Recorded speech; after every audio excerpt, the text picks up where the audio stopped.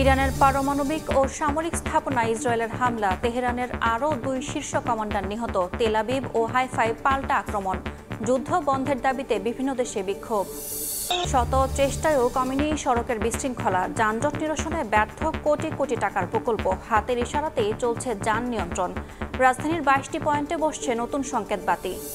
নতুন দিয়েছিলাম, সেটা সাথে সাথে ব্যাগ দিয়ে দিচ্ছি। টিকিট কাটা যায় না। এটিএমে জমা দিতে আসছি, টাকাটা জমা দিতে পারিনি। ঈদে নতুন টাকা পেতে কারাকারি হলেও এখন তা ভোগান্তির কারণ। মেট্রোর ভেন্ডিং মেশিন নিচ্ছে না নতুন নোট, সিআরএম জমা নেয় না আমানত। সংকট সমাধানে লাগতে পারে 10 থেকে 15 দিন।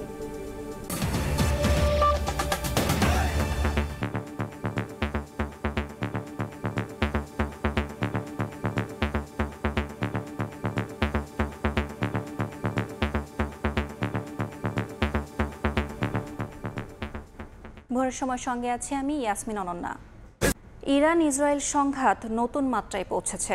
একদিকে ইরান তেল আবিব ও হাইফায় অন্তত 14টি সামরিক স্থাপনায় হামলা চালিয়েছে আইআরজিসি। অন্যদিকে ইসরায়েলও পাল্টা অভিযানে ইরানের যুদ্ধবিমান ধ্বংসের পাশাপাশি পারমাণবিক স্থাপনায় একাধিক হামলা চালিয়েছে।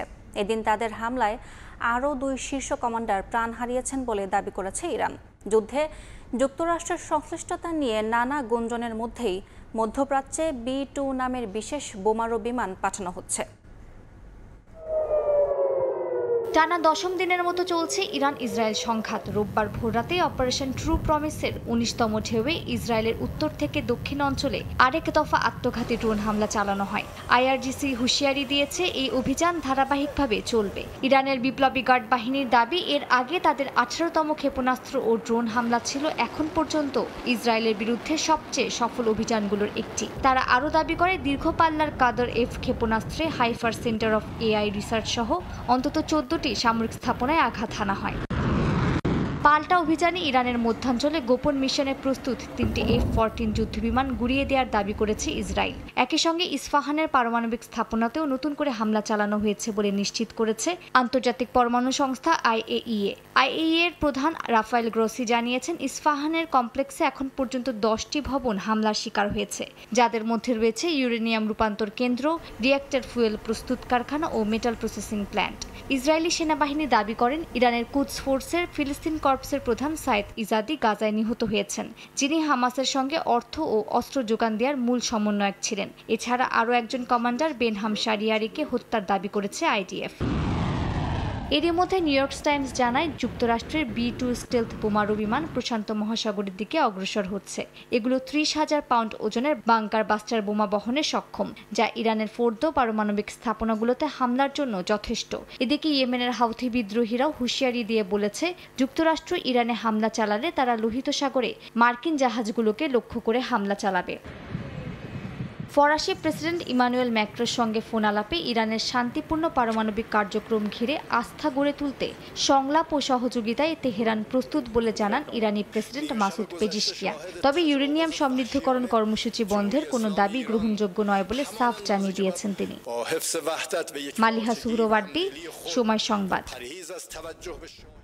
ইরানে ইসরায়েলি হামলার প্রতিবাদে বিক্ষোভ করছে খোদ ইসরায়েলের রাজধানী তেল আবিবের বাসিন্দারা। তাদের অভিযোগ, নেতানিয়াহুর এমন পদক্ষেপে ভেস্তে যেতে পারে হামাসের হাতে জিম্মি মুক্তির সম্ভাবনা। শুধু তেল আবিবই নয়, গাজা ও ইরানে হামলার প্রতিবাদে ইরাকের বাগদাদেও আন্দোলন করেছেন সাধারণ মানুষ। লন্ডন ও বার্লিনে ফিলিস্তিনিদের পক্ষে আন্দোলনের পাশাপাশি শাহপন্থী ইরানিরা ইসরায়েলের পক্ষে মিছিল বের করেন। মধ্যপ্রাচ্যের চলমান সংঘাত বিশ্বজুড়ে এক নতুন রাজনৈতিক মেরুকরণ সৃষ্টি করেছে। শনিবার ইসরায়েলের তেল আবিবে জিম্মিদের মুক্তির দাবিতে রাস্তায় নামেন শত শত মানুষ। তারা সরাসরি যুদ্ধবিরতির আহ্বান জানান এবং দাবি করেন, ইসরায়েল ইরান উত্তেজনার আড়ালে গাজায় আটক ইসরায়েলি জিম্মিদের বিষয়টি উপেক্ষিত হচ্ছে। আন্দোলনকারীরা জানান, এখনও অন্তত 53 জন ইসরায়েলি গাজায় বন্দী রয়েছেন, যাদের মধ্যে 20 জনের বেশি জীবিত বলে ধারণা করা হচ্ছে। একই দিনে ইরাকের রাজধানী বাগদাদে শিয়া অধ্যুষিত কাধিমিয়া এলাকায় হাজারো মানুষ বিক্ষোভে অংশ নেন। তারা ইরানের উপর ইসরায়েলি হামলার প্রতিবাদে রাস্তায় নামেন। বিক্ষোভকারীরা ইসলামী রাষ্ট্রের উপর আগ্রাসন হিসেবে আখ্যায়িত করে এবং তেহরানের পাশে দাঁড়ানোর অঙ্গীকার করেন। ইরানের উপর কোনো হামলা মানে গোটা ইসলামী জাতির ওপর হামলা, আর ইরাকি জনগণ নিরপেক্ষ থাকতে পারে না। ইরাকি জনগণ ইসলামী জাতিরই অংশ এবং তারা এই হামলার নিন্দা জানায়। আমরা এই লড়াইয়ে আমাদের মানুষ, অর্থ এবং রাজনৈতিক অবস্থানের মাধ্যমে অংশ নিচ্ছি। এদিকে যুক্তরাজ্যের লন্ডনের কেন্দ্রস্থলে আয়োজিত প্রতিবাদ কর্মসূচিতে একদিকে ছিল হাজারো ফিলিস্তিনপন্থী আন্দোলনকারী, অন্যদিকে ইসরায়েল ও শাহপন্থী ইরানিদের একটি ছোট কিন্তু সুসংগঠিত সমাবেশ। একে অপরের পাশ দিয়ে শান্তিপূর্ণভাবে মিছিল করলেও দুই পক্ষের বার্তা ছিল একেবারেই বিপরীতমুখী। জার্মানির বার্লিনেও ইসরায়েলের হামলার পক্ষে এবং ইরানের শাসন ব্যবস্থা পরিবর্তনের সমর্থনে রাস্তায় জড়ো হন স্থানীয় ইসলামী প্রজাতন্ত্র বিরোধী ইরানি প্রবাসীরা। তারা জানান, তেহরানের সামগ্রিক উন্নতির জন্য শাসন ব্যবস্থার পরিবর্তন অনেক গুরুত্বপূর্ণ। পাশাপাশি বার্লিনের একই রাজপথে গাজায় গণহত্যা বন্ধের দাবিতে বিক্ষোভ করেছেন ফিলিস্তিনপন্থীরা। মাদিহা সুহরওয়ার্দী, সময় সংবাদ। ইসরায়েলের গুপ্ত হত্যার শঙ্কায় বাংকারে আশ্রয় নিয়ে নিজের উত্তরসূরি পর্যন্ত মনোনীত করেছেন দেশটির সর্বোচ্চ নেতা আয়াতুল্লাহ আলী খামেনি। সামরিক কমান্ডের প্রতিটি স্তরে স্থলাভিষিক্ত নির্ধারণ করে রেখেছেন তিনি, যাতে করে হামলায় কেউ নিহত হলেও রাষ্ট্র ব্যবস্থা থেমে না যায়। খামেনির এই সিদ্ধান্তকে ইরানের রাষ্ট্রীয় ধারাবাহিকতা রক্ষায় যুগান্তকারী সিদ্ধান্ত হিসেবে উল্লেখ করেছেন বিশ্লেষকরা।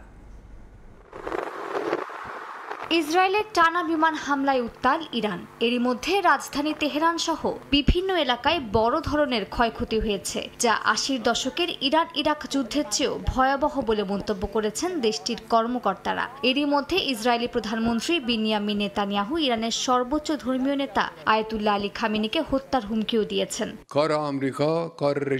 এমন পরিস্থিতিতে ৮৬ বছর বয়সী আয়াতুল্লাহ খামেনি রাজধানীর গোপন বাংকারে অবস্থান করছেন এবং মোবাইল বা ইলেকট্রনিক যোগাযোগ পুরোপুরি বন্ধ রেখেছেন। কেবল একজন বিশ্বস্ত দূতের মাধ্যমে সামরিক কমান্ডারদের সঙ্গে যোগাযোগ রাখছেন তিনি। ইরানি কর্মকর্তাদের দাবি, সর্বোচ্চ নেতার নির্দেশে সামরিক ও গোয়েন্দা বাহিনীতে সম্ভাব্য হতাহতের ক্ষেত্রে অবিলম্বে স্থলাভিষিক্ত করার ব্যবস্থা রাখা হয়েছে। নিউ ইয়র্ক টাইমসের এক প্রতিবেদন অনুযায়ী খামেনি ৩ জন জ্যেষ্ঠ ধর্মীয় নেতার নাম বিশেষজ্ঞ পরিষদকে আগেভাগেই দিয়ে দিয়েছেন, যাতে তিনি নিহত হলে দ্রুত সিদ্ধান্ত নিয়ে উত্তরসূরি নিয়োগ দেয়া যায়। তার ছেলে মোস্তফা খামেনিও ধর্মীয় নেতা, কিন্তু তার নাম উত্তরসূরির তালিকায় নেই। এ পদক্ষেপকে বিশ্লেষকরা বলছেন ইরানের রাষ্ট্রীয় ধারাবাহিকতা রক্ষায় এক যুগান্তকারী সিদ্ধান্ত। মালিহা সুহরওয়ার্দী, সময় সংবাদ। ইসরায়েলের সঙ্গে চলমান সংঘাতে নতুন মাত্রা যোগ করেছে ইরান। তেল আবিব সহ বিভিন্ন শহরের সিসি ক্যামেরা হ্যাক করছে দেশটি, এমন অভিযোগ নেতানিয়াহু প্রশাসনের। তারা বলছে, ইরান থেকে ব্যালিস্টিক হামলা লক্ষ্যবস্তুতে আঘাত হানছে কিনা তা যাচাই করছে তেহরান। সাধারণ মানুষকে সিসি ক্যামেরার শক্তিশালী পাসওয়ার্ড ব্যবহারের পরামর্শ দেওয়া হচ্ছে। যুদ্ধক্ষেত্রে শত্রুপক্ষকে ধরাশায়ী করতে নানান কৌশল অবলম্বন করছে ইরান। ইসরায়েলের সঙ্গে চলমান সংঘাতে এবার সিসিটিভি হয়ে উঠেছে ইরানের গোপন হাতিয়ার। ইসরায়েলের দাবি, তেল আবিব সহ বিভিন্ন শহরের সিসিটিভি হ্যাক করে ব্যবহার করছে ইরান। ব্লুমবার্গ এক প্রতিবেদনে বলেছে, বেসামরিক সিসিটিভি সিস্টেম হ্যাক করে ইসরায়েলে ক্ষেপণাস্ত্র আঘাত হানার তথ্য সংগ্রহ করছে ইরান। পরবর্তী হামলা কোথায় হতে পারে এবং সঠিক স্থানে নির্ভুলভাবে আঘাত হানার বিষয়টিও তারা এসব সিসিটিভি ফুটেজ বিশ্লেষণ করে ঠিক করছে। ইসরায়েলের সাবেক সাইবার ডিরেক্টর, সাবেক উপপরিচালক রাফায়েল ফ্রাঙ্কো দাবি করেন, গত কয়েকদিন ধরে ইরান ক্যামেরা হ্যাক করে তথ্য সংগ্রহ করতে চাইছে কোথায় ঠিকভাবে ক্ষেপণাস্ত্র আঘাত হেনেছে। ব্লুমবার্গ বলছে, সিসিটিভি ব্যবহারকারীদের অনেকে এখনো ডিফল্ট পাসওয়ার্ড বদলাননি, যা হ্যাকারদের জন্য কাজটি আরও সহজ করে দিয়েছে। শুধু তাই নয়, অনেক বাসিন্দা ক্যামেরার ফুটেজ অনলাইনে সরাসরি সম্প্রচার করেন, যা ইরানকে সুবিধা দিচ্ছে। 2022 সালের এক প্রতিবেদনে উঠে আসে, ইসরায়েলের 66,000 ক্যামেরার নিরাপত্তাই ছিল দুর্বল। এসব সিসি ক্যামেরা থেকে পাওয়া তথ্য সামরিক ঘাঁটি, সীমান্ত কিংবা শহরে সেনা চলাচলের বিষয়গুলো ইরানের কাছে উন্মুক্ত করে দেয়। ব্লুমবার্গ আরও জানিয়েছে, শুধু ইরান নয়, একই কৌশল ব্যবহার করেছে হামাস ও রাশিয়া। 2023 সালের 7 অক্টোবর হামলার আগে হামাস গাজা সীমান্তে হাজার হাজার ক্যামেরা হ্যাক করে বিশাল তথ্য সংগ্রহ করে বলে দাবি করেছে গণমাধ্যমটি। রাশিয়াও ইউক্রেন যুদ্ধে এই কৌশল ব্যবহার করে সামরিক চলাচল শনাক্ত করেছে। গত 18 জুন ইরানের দুটি প্রধান ব্যাংকে ভয়াবহ সাইবার হামলা চালায় ইসরায়েলের হ্যাকিং গ্রুপ প্রিডেটরি স্প্যারো। বিশ্লেষকদের মতে এটি ছিল এক পরিকল্পিত ডিজিটাল আক্রমণ। এরই ধারাবাহিকতায় এখন ইরানও ক্যামেরা হ্যাক করে সুনির্দিষ্ট হামলার লক্ষ্য ঠিক করছে। ইয়াসমিন অনন্যা, সময় সংবাদ। ইরানে বেআইনি হামলা ও আগ্রাসনের বিরুদ্ধে ইসরায়েলকে জবাবদিহিতার আওতায় আনার আহ্বান জানিয়েছেন পররাষ্ট্র উপদেষ্টা তৌহিদ হোসেন। তুরস্কের ইস্তাম্বুলে ওআইসির পররাষ্ট্রমন্ত্রীদের 51তম সম্মেলনে দেয়া বক্তব্যে তিনি এই আহ্বান জানান। তিনি বলেন, এই আগ্রাসন আন্তর্জাতিক আইনের লঙ্ঘন। এছাড়াও ফিলিস্তিন সংকটে ওআইসিকে ঐক্যবদ্ধ হওয়ার এবং রোহিঙ্গা ইস্যুতে কৌশলগতভাবে মিয়ানমারের ওপর চাপ বাড়ানোর আহ্বান জানান তিনি। এছাড়াও এ সময় মালয়েশিয়া, ইরাক, উজবেকিস্তান ও পাকিস্তানের পররাষ্ট্রমন্ত্রীদের সঙ্গে বৈঠক করেন পররাষ্ট্র উপদেষ্টা।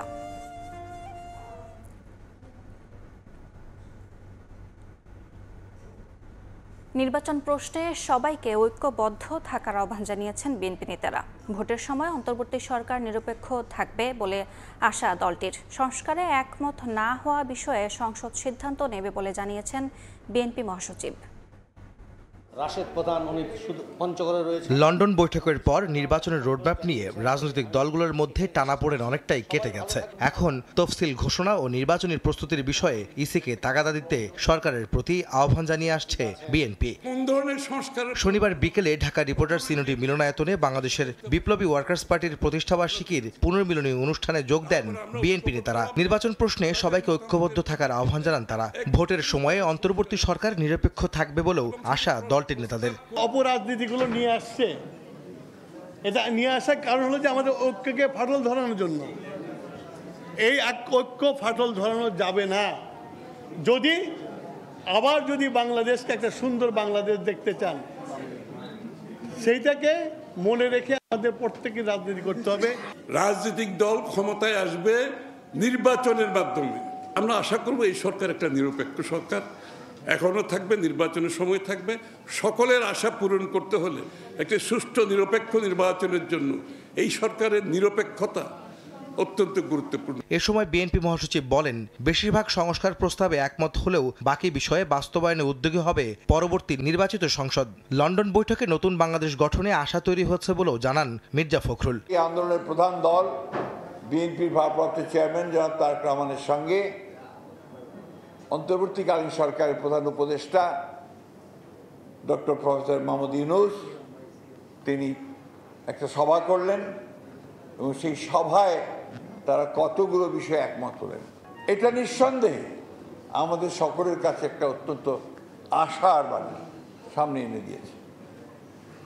আমরা আশ্বস্ত হচ্ছি যে সামনে ফেব্রুয়ারি মাসে একটা নির্বাচন হবে।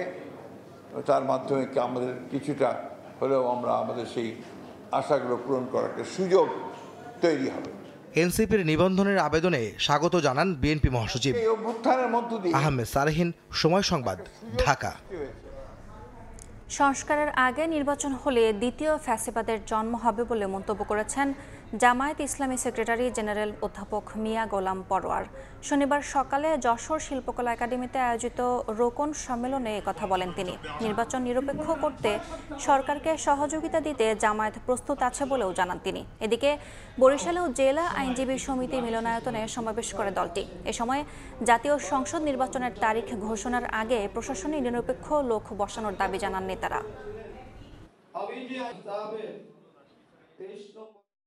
সংস্কার ছাড়া নির্বাচনে গেলে সেই নির্বাচন গ্রহণযোগ্য হবে না, সেই নির্বাচনে জাতীয় মুক্তি হবে না, সেই নির্বাচনে আরেকটা ফ্যাসিবাদের জন্ম দেবে। লোয়ার হাউস, আপার হাউস দুই জায়গাতেই প্রপোর্শনেট রিপ্রেজেন্টেটিভ, মানে সারা দেশে নির্বাচন হবে। যে দল যত পার্সেন্ট ভোট পায় ভোটের ভিত্তিতে আপার হাউসে উচ্চকক্ষে সদস্য নির্ধারণ করা হয়।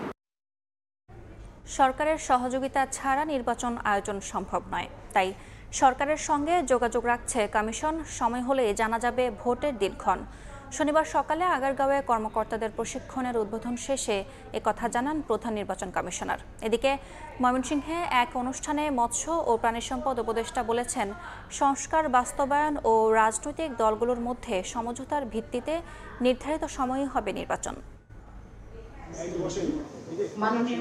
শনিবার সকালে আগারগা নির্বাচনী প্রশিক্ষণ ভবনে নির্বাচনী আইন ও বিধি নিয়ে নির্বাচন কর্মকর্তাদের দিনব্যাপী প্রশিক্ষণের আয়োজন করে নির্বাচন কমিশন। প্রথম পর্যায়ে অংশ নেন 50 কর্মকর্তা।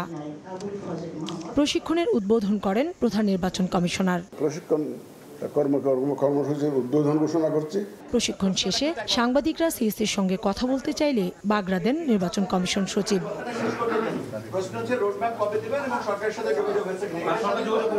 পরে সচিবের পরামর্শেই কথা বলেন সিএসি। জানান, নির্বাচন নিয়ে সরকারের সঙ্গে যোগাযোগ রাখছে কমিশন। যথাসময়ে জানানো হবে ভোটের দিনক্ষণ। যতই আপনি স্বাধীন বলেন না কেন ইসিকে, সরকার ছাড়া নির্বাচন করা সম্ভব, কারণ সরকারের সহযোগিতা নিয়েই তো আমাকে নির্বাচনটা করতে হবে। সিএসি আরও জানান, কর্মপরিকল্পনা অনুযায়ী কমিশনের কার্যক্রম চলছে। প্রয়োজনে সেখানেও পরিবর্তন আনা হবে। বিভিন্ন জনের মতামত নিয়েই আচরণবিধি এবং নীতিমালা চূড়ান্ত করা হবে বলেও জানান সিএসি। আমি রুটম্যাপ বলছি না, এটা আমাদের একটা কর্মপরিকল্পনা, সেটা তো অবশ্যই আছে। এদিকে ময়মনসিংহে এক অনুষ্ঠানে মৎস্য ও প্রাণী সম্পদ উপদেষ্টা জানান, সংস্কার বাস্তবায়ন ও রাজনৈতিক দলগুলোর সঙ্গে সমঝোতার ভিত্তিতে নির্ধারিত সময়েই নির্বাচন হবে এবং রাজনৈতিক দলগুলোর সাথে একটা সমঝোতার মাধ্যমে একটা সুষ্ঠু সুন্দর একটা নির্বাচন দিয়ে তারপর একটা নির্বাচিত সরকার, যাকে জনগণ তাদের পছন্দ মতো সরকার গঠনের একটা প্রক্রিয়ার মধ্যে যেতে পারবে। একটি সুষ্ঠু ও সুন্দর নির্বাচন দিতে অন্তর্বর্তী সরকার কাজ করছে বলেও জানান উপদেষ্টা ফরিদা আক্তার। কাউসার চৌধুরী কুমু, সময় সংবাদ, ঢাকা। নিম্নকক্ষের আসনের ভিত্তিতে উচ্চকক্ষ হলে স্বৈরাচারী ব্যবস্থা পাকাপোক্ত হবে বলে মনে করেন নির্বাচন ব্যবস্থা সংস্কার কমিশনের প্রধান বদিউল আলম মজুমদার। রাজনীতিকরা বলছেন, নিম্নকক্ষ আসন ভিত্তিক ও উচ্চকক্ষ আনুপাতিক হলে ক্ষমতার ভারসাম্য থাকবে। বাংলাদেশ এখনও দ্বিকক্ষ সংসদের জন্য প্রস্তুত নয় বলেও মত অনেকের।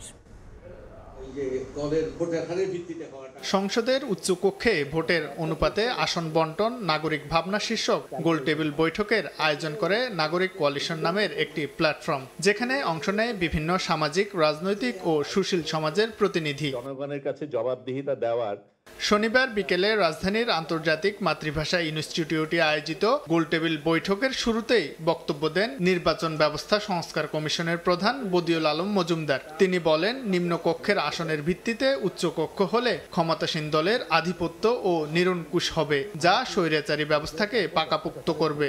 এটা ওই যে উচ্চকক্ষটা হবে নিম্নকক্ষেরই রেপ্লিকা, পুরোপুরি রেপ্লিকা, এবং দলের আধিপত্য আরও নিরঙ্কুশ হবে। ওই যে আমাদের স্বৈরাচার সৃষ্টি হয়েছে, এইভাবে যদি হয় স্বৈরাচার আরো পাকাপোক্ত হবে। বৈঠকে অংশ নেওয়া অন্য বক্তারা বলেন, নিম্নকক্ষ আসন ভিত্তিক ও উচ্চকক্ষ আনুপাতিক ভিত্তিতে হলে ক্ষমতার ভারসাম্য থাকবে। তবে কেউ কেউ মনে করেন, বাংলাদেশ এখনো দ্বিকক্ষ সংসদের জন্য প্রস্তুত নয়। বাংলাদেশে আর্টিকেল 70 বদল ঘটাতে হবে, বাংলাদেশের সংখ্যানুপাতিক নির্বাচন ব্যবস্থা নিয়ে আসতে হবে। তো জুডিশিয়ারিকে একদিকে সেপারেশন করা, অন্য সাংবিধানিক পদগুলোতে এমনভাবে নিয়োগের বিধান করা যাতে করে এটা সরকারি দলের হাতে না থাকে। আমাদের দল 2021 সালে যখন ঘোষণা করি, তখন আনুপাতিক হারে নির্বাচন আমাদের দলের ঘোষণাপত্রে ছিল। আমরা বলছি টোটাল নির্বাচনটা আনুপাতিক হারে।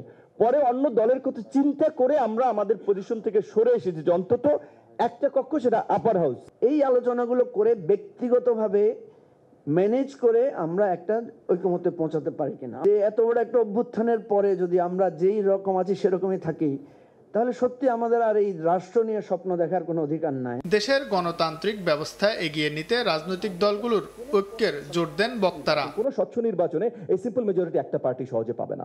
শাহিন আলম, সময় সংবাদ, ঢাকা। শিক্ষার্থীদের আন্দোলনের মুখে ঢাকা মেডিকেল কলেজের একাডেমিক কার্যক্রম বন্ধ ঘোষণা করেছে কর্তৃপক্ষ।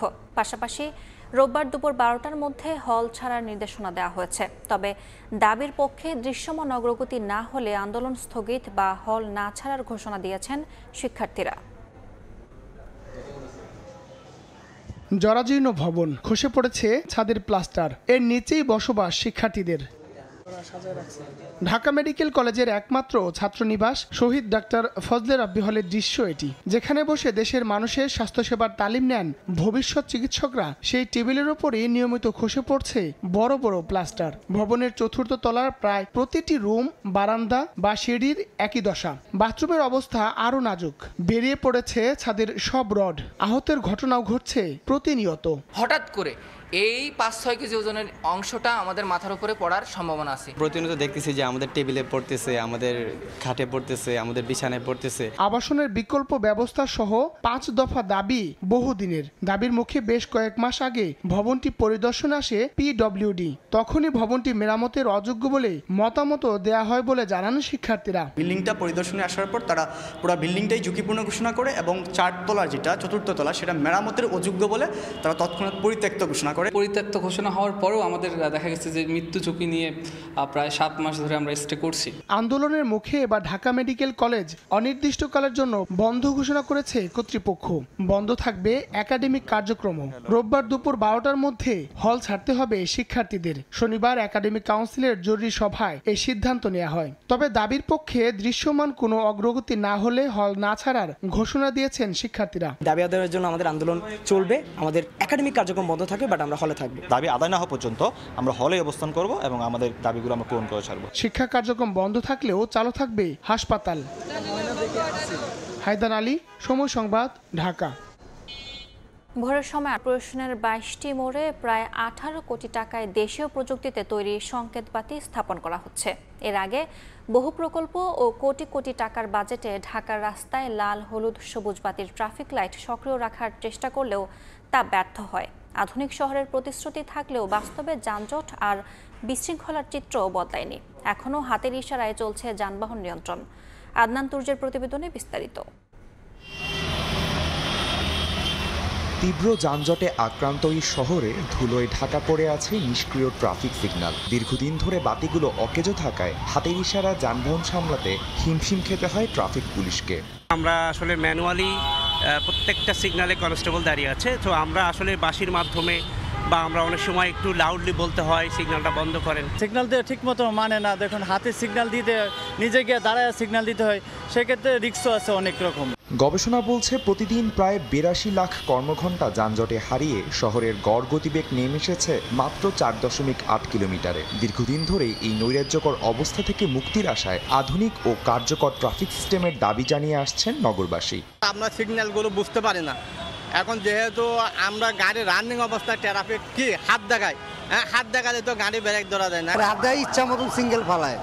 আর ট্রাফিকটা থাকলে একটা মিনিট করা থাকতো যে 5 মিনিট পরক 2 মিনিট পরক এই সিঙ্গেলের পরে এই সিঙ্গেল সার্ভে। ট্রাফিক লাইট আছে ওখানে সময় কম হয়, কারণ ট্রাফিক লাইট তো অটো চলে, আর ইচ্ছা মতো পুলিশ যখন থামায় তখন তো তাদের ইচ্ছে মতো। গত 2 দশকে বিভিন্ন প্রকল্পে শত কোটি টাকা ব্যয় হলেও অধিকাংশই ব্যর্থ হয়েছে। দুর্বল রক্ষণাবেক্ষণ, অসম্পূর্ণ ট্রায়াল এবং নানা অনিয়মে আলোর মুখ দেখেনি কোনো প্রকল্প। সর্বশেষ 2025 সালে স্বয়ংক্রিয় ট্রাফিক সিগন্যাল প্রকল্পের 38 কোটি টাকা আত্মসাতে জড়িতদের ধরতে ডিএনসিসিতে অভিযানও চালিয়েছে দুদক। দীর্ঘদিন অকেজো হয়ে পড়ে থাকা ট্রাফিক লাইটগুলো চালু করতে নতুন উদ্যোগ নিচ্ছে সরকার। হাতের ইশারায় ট্রাফিক ব্যবস্থা নিয়ন্ত্রণের পরিবর্তে জোর দেওয়া হচ্ছে স্বয়ংক্রিয় ব্যবস্থার উপর। তবে বিশেষজ্ঞরা মনে করছেন আধুনিক প্রযুক্তি নয়, ঢাকা শহরের সড়কে শৃঙ্খলা ফেলাতে প্রয়োজন আধুনিক নীতিমালা প্রণয়ন এবং এর রক্ষণাবেক্ষণ। আমাদের সড়ক অনেকটাই দখলে আছে, সেখানে অবৈধ পার্কিং আছে, ফুটপাত দখলে যাওয়ার ফলে পথচারীরাও সড়কে নেমে আসছে, ফলে সড়কের যে ফাংশনাল ক্যাপাসিটি থাকার কথা সেটা আমাদের নাই। আমাদের আসলে পলিসি লাগবে, শুধু অবকাঠামো ভিত্তিক উন্নয়ন দিয়ে হবে না, এর সাথে আসলে নীতি লাগবে। সেই জায়গায় আমি বলবো যে আমাদের যে সড়কের যে পরিমাণ আছে তার সাথে মানানসই আমাদের সড়কের যে যানবাহনের সংখ্যা এটা নির্ধারণ করতে হবে। আমরা প্রযুক্তি নির্ভরতার কথা বলে খুবই হাই টেকনোলজিতে চলে গেছি, এআই এর কথা বলেছি, কৃত্রিম বুদ্ধিমত্তার কথা বলেছি, সেটার জন্য আসলে আমাদের ঢাকার যে ট্রাফিক আছে কতটুকু প্রস্তুত সেটা নিয়ে কিন্তু আমরা ভাবিনি। দ্বৈত ব্যবস্থায় বিভ্রান্তি ও নিয়ম না মানার বাস্তবতা সত্ত্বেও ট্রাফিক শৃঙ্খলা ফেরাতে নতুন উদ্যোগ নিয়েছে সরকার। 22 মোড়ে 18 কোটি টাকা খরচে বসানো হচ্ছে নতুন সংকেত বাতি। জাইকার সহায়তায় নিরাপদ পথচারী পারাপার পাইলট প্রকল্প চালু করেছে ডিএমপি ডিএনসিসি। হাইকোর্ট ক্রসিং থেকে উত্তরা পর্যন্ত 22টি পয়েন্টে traffic signal light 2 city corporation লাগানোর প্রক্রিয়া করছে। আমরা পজিটিভ যে এই ট্রাফিক সিগন্যাল লাইট লাগানো হলে আমাদের পুলিশের কাজে সহজ হবে। এই লোকবলকে আমরা অন্য কাজে নিয়োজিত করতে পারবো, বিশেষ করে মোটরযান আইন ভঙ্গকারীদের বিরুদ্ধে প্রসিকিউশনের হার বাড়াতে পারবো। ইতিপূর্বে যেগুলা লাগানো হয়েছিল হয়তোবা সমন্বয়ের অভাব ছিল। সমন্বয়ের অভাবে বিগত উদ্যোগগুলো সফল না হলেও নতুন বাস্তবতায় ঢাকার রাস্তায় শৃঙ্খলা ফেরার আশায় নগরবাসী। আদনান তুর্য, সময় সংবাদ, ঢাকা। ঈদের নতুন টাকা পেতে কারাকারি হলেও এখন বরং করকরে নোট নিয়ে বিপাকে সাধারণ মানুষ। কাটা যাচ্ছে না মেট্রোর টিকিট, সিআরএম জমা নিচ্ছে না আমানত, ভোগান্তির ৩ সপ্তাহেও টনক নড়ছে না কেন্দ্রীয় ব্যাংক ও সংশ্লিষ্ট প্রতিষ্ঠানগুলোর। জানালো, নতুন টাকা শনাক্তকরণে সফটওয়্যার আপডেটে সময় লাগবে আর অন্তত 15 দিন। শরীফ রুবেলের ছবিতে সাইফুল ইসলামের রিপোর্ট। ঈদের আগে ১ জুন বাজারে ২০, ৫০ ও ১,০০০ টাকার নতুন নোট ইস্যু করে বাংলাদেশ ব্যাংক। এই টাকা পেতে সাধারণ মানুষের চেষ্টার অন্ত ছিল না, কিন্তু এখন নতুন নোট যেন নতুন এক ভোগান্তির নাম। টিকিটের জন্য মেট্রো রেলের ভেন্ডিং মেশিন নিচ্ছে না নতুন টাকা, এতে বিপাকে পড়েছেন যাত্রীরা। নতুন নোট দিয়েছিলাম, সেটা সাথে সাথে ব্যাক দিয়ে দিচ্ছে মেশিন, বলছে যে এটা অ্যাকসেপ্ট করা যাচ্ছে না, টিকিট কাটা যায় না। আমি একজনকে দেখছি রিটার্ন হয়ে আসছে। পবিত্র ঈদ উল আজহার আগে এই নোটটি বাজারে ছাড়ে কেন্দ্রীয় ব্যাংক, কিন্তু মানুষের অভিযোগ আছে মেট্রো রেল স্টেশনে এই নোট দিয়ে টিকিট কাটা যাচ্ছে না। তার সত্যতা যাচাইয়ে মতিঝিল মেট্রো রেল স্টেশনে সময় টেলিভিশন। দীর্ঘক্ষণ লাইনে দাঁড়িয়ে ৫০ টাকার নোট দিয়ে মেট্রো রেলের ভেন্ডিং মেশিনে টিকিট কাটতে গেলে বারবারই ফিরে আসে নতুন নোটটি। টিকিট না কিনেই ফিরতে হয় সময় টেলিভিশনকে। অসুবিধা শুধু মেট্রোতে নয়, ক্যাশ রিসাইলিং মেশিন বা সিআরএম মেশিনে আমানত জমা দিতে গিয়ে বিপাকে পড়ছেন গ্রাহকরা। নতুন টাকা জমা নিচ্ছে না মেশিন। এটিএমে জমা দিতে আসছি, টাকাটা জমা দিতে পারি নাই, সেক্ষেত্রে আমার আবার কষ্ট করে ওই ব্যাংকে গিয়ে ওই টাকাগুলো চেঞ্জ করে আইনে আবার টাকাটা জমা দিতে হয়েছে। বারবার এই অ্যাকাউন্ট দিতে হয়, আইডি কার্ড দিতে হয়, একটু ভোগান্তি হয়। নতুন নোট শনাক্ত করার জন্য মেশিনগুলোর সফটওয়্যার আপডেট না থাকায় এই ভোগান্তি উল্লেখ করে বাংলাদেশ ব্যাংক বলছে সংকট সমাধানে কাজ চলছে। কোম্পানিগুলোর কাছে তারা অলরেডি যোগাযোগ করছে এবং তারা কোডিংয়ের কাজটা সম্পূর্ণ করছে। কেউ কেউ বলতেছে যে তারা যে কোম্পানির কাছ থেকে নিয়েছে তাতে 3 থেকে 5 দিন লাগবে, কারো কারো ক্ষেত্রে এটা 10 থেকে 15 দিনও লাগবে। অন্যান্য নোটগুলো যে সকল কর্তৃপক্ষ ব্যবহার করে তারাও তাদের সফটওয়্যারে এই চেঞ্জটা তাদেরকে আনতে হবে। নতুন নোট বাজারে ছাড়ার আগেই এসব বিষয়ে প্রস্তুতি নেওয়া উচিত ছিল বলে মত ব্যাংক খাত সংশ্লিষ্টদের। সেন্ট্রাল ব্যাংক নোটগুলো ছাপানোর আগে তার এক্সিস্টিং ইনফ্রাস্ট্রাকচারের কথা চিন্তা করবে না। টাকাগুলো উইথড্র করা অনেক টাফ হবে, বরঞ্চ আপনি মেশিনগুলোকে রেসপন্সিভ করাটা এটা শুধুমাত্র একটা সিস্টেমকে আপনি চেঞ্জ করে নেবেন। আগামী আগস্টে সব ধরনের নতুন টাকা বাজারে আসবে বলে জানিয়েছে কেন্দ্রীয় ব্যাংক। সাইফুল ইসলাম, সময় সংবাদ। জুলাই শহীদদের পূর্ণাঙ্গ তালিকা করতে না পারা এই সরকারের সবচেয়ে বড় ব্যর্থতা বলে মন্তব্য করেছেন ইউনাইটেড পিপলস বাংলাদেশ আপের আহ্বায়ক আলী আহসান জুনায়েদ। শনিবার বিকেলে রাজধানীর ইঞ্জিনিয়ার্স ইনস্টিটিউশনে জুলাই ঘোষণাপত্র, শহীদ পরিবার ও আহতদের ভাবনা শীর্ষক আলোচনা সভায় একথা বলেন তিনি। শুধু রাজনৈতিক দল নয়, জুলাই ঘোষণাপত্র তৈরিতে শহীদ পরিবার এবং আহতদের মতামত নেওয়ার আহ্বান জানান জুনায়েদ। এ সময় সংগঠনটির সদস্য সচিব আরেফিন হিজবুল্লাহ বলেন, সংস্কার এবং নির্বাচন এই সরকারের মূল কাজ নয়, জুলাই যোদ্ধাদের স্বীকৃতি এবং তাদের আকাঙ্ক্ষা বাস্তবায়নই প্রধান লক্ষ্য হওয়া উচিত। অনুষ্ঠানে জুলাই গণ অভ্যুত্থানে শহীদদের পরিবার এবং আহতরা অংশ নেন। সংস্কার, নির্বাচন এগুলা সরকারের অনেক পরের ব্যাপার। সরকার 5 তারিখ 6 তারিখ ক্ষমতায় এসেছে, সেটা আগস্ট মাসের মধ্যে শেষ করবে। এই সরকারের প্রায় 1 বছর হয়ে যাওয়ার পরেও এখনো পর্যন্ত একটা সুনির্দিষ্ট তালিকা শহীদ এবং আহতদের সরকারের মধ্য থেকে সমাপ্ত করার কাজটা করে নাই। যদি 5ই আগস্ট না আসতো বাংলাদেশের জীবনে, আমি, আপনি, আপনারা কেউ বাড়িতে থাকতে পারতাম না। সুতরাং এই শহীদ পরিবার এবং আহতদের আকাঙ্ক্ষা না শুনে জুলাইয়ের ঘোষণাপত্র হইতে পারে না, পারবে না। আবারও কলম বিরতির ডাক দিয়েছে এনবিআর সংস্কার ঐক্য পরিষদ। এনবিআর বিলুপ্ত করে জারি করা অধ্যাদেশ সংশোধনে গঠিত কমিটির গ্রহণযোগ্যতা নিয়ে প্রশ্নে 23 জুন এই কর্মসূচি পালনের ঘোষণা দেন জোটের নেতারা। এ উপলক্ষে শনিবার আয়োজিত সংবাদ সম্মেলনে তারা বলেন, রাজস্ব বোর্ড সংস্কারে বড় বাধা এনবিআর চেয়ারম্যান। জাতীয় রাজস্ব বোর্ড এনবিআরকে বিলুপ্ত করে রাজস্ব নীতি ও রাজস্ব ব্যবস্থাপনা বিভাগ নামে 2টি বিভাগ করে গেল 12 মে অধ্যাদেশ জারি করে সরকার। এর প্রতিবাদে 14 মে থেকে কলম বিরতি সহ এনবিআর সংস্কার ঐক্য পরিষদের ব্যানারে নানা কর্মসূচি পালন করেন রাজস্ব বোর্ডের কর্মকর্তা কর্মচারীরা। তাদের দাবির মুখে 31 জুলাইয়ের মধ্যে এনবিআর নিয়ে জারি করা অধ্যাদেশের প্রয়োজনীয় সংশোধনের কথা জানায় সরকার। তা করতে গেল 19 জুন শুল্ক ও কর ক্যাডার কর্মকর্তাদের সমন্বয়ে 6 সদস্য বিশিষ্ট কমিটি গঠন করে এনবিআর। এবার এই কমিটির গ্রহণযোগ্যতা নিয়েই প্রশ্ন তুলেছে এনবিআর সংস্কার ঐক্য পরিষদ। অত্যন্ত উদ্বেগের বিষয়, এই কমিটিতে এনবিআর সংস্কার ঐক্য পরিষদের কোনো প্রতিনিধিকে অন্তর্ভুক্ত করা হয়নি, এমনকি তাদের সাথে কোনরূপ আলোচনাও করা হয়নি। শনিবার এনবিআর ভবনে আয়োজিত সংবাদ সম্মেলনে এনবিআর সংস্কার ঐক্য পরিষদের নেতারা বলেন, রাজস্ব বোর্ড সংস্কারে বড় বাধা এনবিআর চেয়ারম্যান। অবিলম্বে জাতীয় রাজস্ব বোর্ডের চেয়ারম্যানকে অপসারণ করতে হবে। তার মাধ্যমে রাজস্ব সংস্কার বিষয়ক কার্যক্রম সময়ক্ষেপণ বই আর কিছু নয়। সংবাদ সম্মেলনে জানানো হয় 23 জুন সকাল 9টা থেকে দুপুর 12টা পর্যন্ত এনবিআর এ অবস্থান কর্মসূচি ও কলম বিরতি পালন করবেন ঢাকার সকল শুল্ক ও কর কর্মকর্তা কর্মচারীরা। আগামী 23 জুন। MS আরেফিন, সময় সংবাদ, ঢাকা।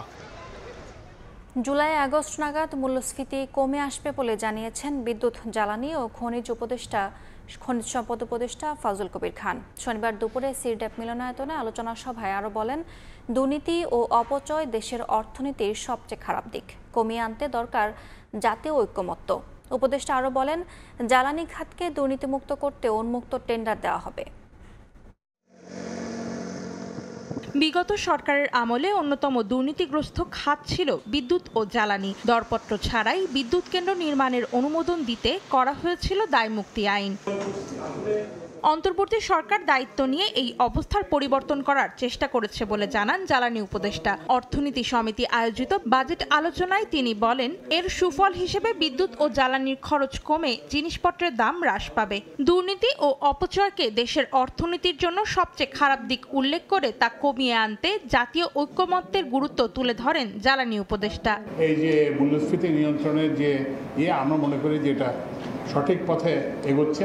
জুলাই আগস্ট নাগাদ এটাতে একটা সিগনিফিক্যান্ট ড্রপ আমরা দেখতে পাবো। এদিকে আলোচকেরা আসন্ন বাজেটের বিভিন্ন অসঙ্গতির কথা তুলে ধরে বলেন, বরাদ্দের চাইতে অর্থের সঠিক ব্যবহারের উপর গুরুত্ব দিতে হবে। টোটাল হেলথ এক্সপেন্ডিচার জিডিপি যত পার্সেন্টেজ হওয়া উচিত সেটা যথেষ্ট কম। আনু মোহাম্মদ ভাই বলল যে ট্যাক্স জিডিপি বাড়ানো লাগবে না, এটা আমি ঠিক মনে করি না। কারণ আপনি যদি ট্যাক্স না বাড়ান তাহলে কি একটা গোষ্ঠী শুধু দেশে সম্পদ অর্জন করে সৃষ্টি করে নিজেরাই শুধু খাবে? সম্পদের সমবন্টন নিশ্চিত করার জন্য প্রগতিশীল কর ব্যবস্থা নিশ্চিত করার পরামর্শ দেন আলোচকরা। অন্তরা সেন, সময় সংবাদ, ঢাকা। বাজেটে কালো টাকা সাদা করার বিপক্ষে পরিকল্পনা উপদেষ্টা ডক্টর ওয়াহিদ উদ্দিন মাহমুদ। গবেষণা প্রতিষ্ঠান র্যাপিড আয়োজিত বাজেট আলোচনায় তিনি কথা বলেন। এ সময় তৈরি পোশাক শিল্প মালিকরা বলেন, এলডিসি গ্র্যাজুয়েশন একটি প্রস্তুতিহীন পরিকল্পনা, তারা এর জন্য প্রস্তুত নন। এই উত্তরণ মানসম্মানের ইস্যু নয়, বরং বাস্তবতা। তবে উত্তরণ পেছানোর বিপক্ষে বাণিজ্য সচিব। 2026 সালের নভেম্বরে স্বল্পোন্নত দেশের তালিকা থেকে উত্তরণ করবে বাংলাদেশ। আগের সরকারের তথ্য উপাত্তের উপর ভিত্তি করে এই উত্তরণের বিপক্ষে রফতানিমুখী শিল্প খাতের মালিকরা। র্যাপিড আয়োজিত বাজেট আলোচনায় তারা সাফ জানিয়ে দিলেন, এলডিসি গ্র্যাজুয়েশন প্রস্তুতিহীন পরিকল্পনা। তবে এ কথা মানতে নারাজ বাণিজ্য সচিব ও পরিকল্পনা উপদেষ্টা। এটি একটি প্রস্তুতিহীন পরিকল্পনা। আমরা কোনো মতেই এলডিসি গ্র্যাজুয়েশনের জন্য প্রস্তুত না। এখন নতুন করে যদি আবার 3 বছর বা 5 বছর চাওয়া হয়, সেটা এক ধরনের আবদার হতে পারে। এমন কোনো এক্সাম্পল নেই যে যারা বলেছে যে তারা চায় না, এবং আমরা সেটা মেনে নিয়েছি উত্তরণের জন্য। গ্র্যাজুয়েশন পরবর্তী দ্বিপাক্ষিক মুক্ত বাণিজ্য বা অগ্রাধিকারমূলক বাণিজ্য চুক্তি নিয়ে দর কষাকষির আগে বাংলাদেশকে শুল্ক কাঠামোতে পরিবর্তন আনার পরামর্শ দেন অর্থনীতিবিদরা। আমাদের উচ্চ শুল্ক আমরা আবার এফটি নেগোশিয়েট করতে যাচ্ছি। কাজে একটা অ্যাপ্রোচ হচ্ছে আগে ট্যারিফটাকে খানিকটা রেশনালাইজ করা, তারপরে এইসব নেগোসিয়েশনের মধ্যে যাওয়া। কিন্তু আমরা এখন পর্যন্ত সেরকম কোনো স্ট্র্যাটেজি দেখতে পারি নাই। এ সময় প্রধান অতিথির বক্তব্যে পরিকল্পনা উপদেষ্টা কালো টাকা সাদা না করার বিপক্ষে তার মতামত তুলে ধরেন। 1 কোটিও যদি সে দেখাতে না পারে 5 কোটি টাকা দিয়ে কিনেছে, তাহলে এটা থাকার তো কোনো দরকার নেই। কাজে এতই যখন আলোচনা হয়েছে, তুলে দেওয়া হবে। আলোচনায় বাজেটের বিভিন্ন লক্ষ্যমাত্রার সমালোচনা করে বলা হয়, এবারে রাজস্ব আহরণের লক্ষ্যমাত্রা উচ্চাভিলাষী, যা অর্জন সম্ভব নয়। আমার কাছে মনে হচ্ছে এটা অতি উচ্চাভিলাষী। ইয়ানুর শিফাত, সময় সংবাদ, ঢাকা। উচ্চ শুল্ক আর্থিক খাতে সুশাসন, স্বচ্ছতা ও জবাবদিহিতা নিশ্চিতে 500 মিলিয়ন মার্কিন ডলারের ঋণ অনুমোদন দিয়েছে বিশ্বব্যাংক।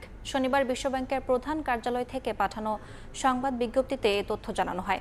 বিশ্বব্যাংকের বাংলাদেশের অন্তর্বর্তীকালীন কান্ট্রি ডিরেক্টর গেল মার্টিন জানান, এই অর্থায়ন সরকারের নীতিমালা এবং নিয়ন্ত্রক কাঠামো শক্তিশালী করার প্রচেষ্টাকে সমর্থন করবে, যাতে একটি শক্তিশালী অন্তর্ভুক্তিমূলক অর্থনীতি গড়ে তোলা যায় যা সবার জন্য উপকারী হবে।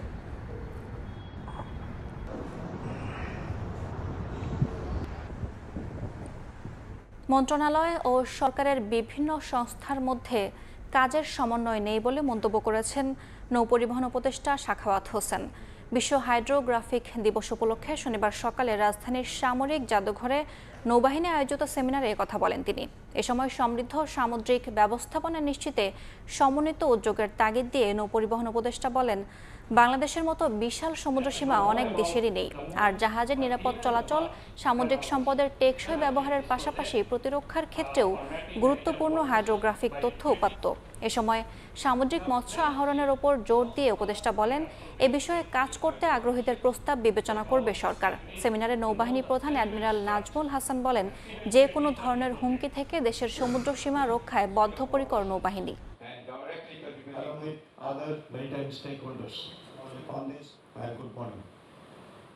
The Bay of Bengal forms the foundation of our economic prosperity, acting as a lifeblood that sustains our nation. Bangladesh Navy plays a pivotal role in guarding this bay, ensuring our safety from all kinds of threats. My experience of this last 10 months that in our country the ministries have no connection with each other. Everybody is doing their own. It's not today. It's right from the beginning.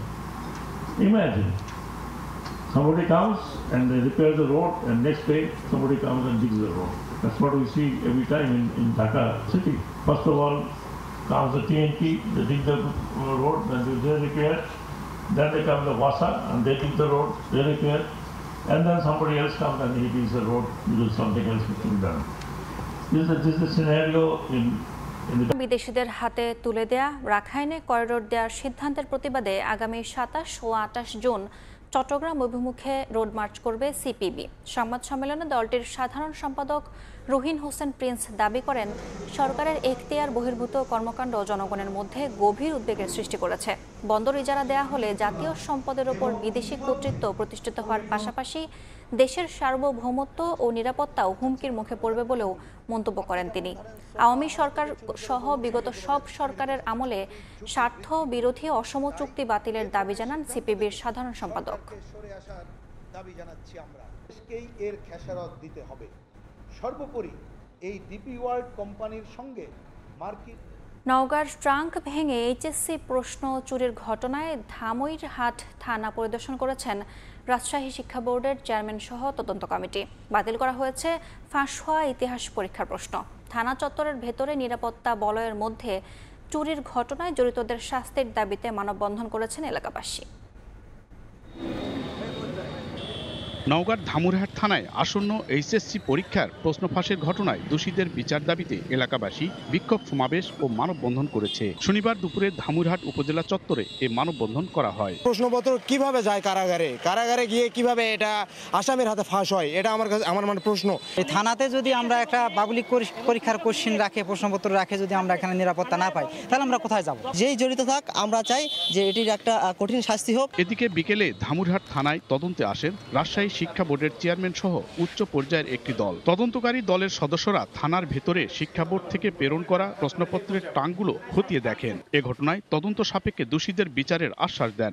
কোনো একজন আসামি এখানে রাখা হয়েছিল, তো আমরা আশঙ্কা করছি যে হয়তো বা তারই কাজ। তো এটা আমাদের তদন্ত কমিটি গঠন করা হয়েছে। যে প্রশ্নের সেটটি এইভাবে বাইরে পাওয়া গেছে, সেই প্যাকেটের আমাদের এই সকল কেন্দ্রের ওই সেট আমরা বাতিল করার সিদ্ধান্ত গ্রহণ করেছি। মঙ্গলবার রাতে থানায় রক্ষিত প্রশ্নপত্রের একটি ট্রাঙ্কের তালা খোলা সহ বেশ কিছু প্রশ্নপত্র ছড়িয়ে ছিটিয়ে থাকা অবস্থায় দেখতে পায় পুলিশ। এ ঘটনায় একজন সাব ইন্সপেক্টর ও এক পুলিশ সদস্যকে প্রত্যাহার করা হয়েছে। এছাড়া জেলা প্রশাসনের পক্ষ থেকে 3 সদস্যের একটি তদন্ত কমিটি গঠন করা হয়েছে। এমআর রকি, সময় সংবাদ, নওগাঁ। করছে পানি উন্নয়ন বোর্ড।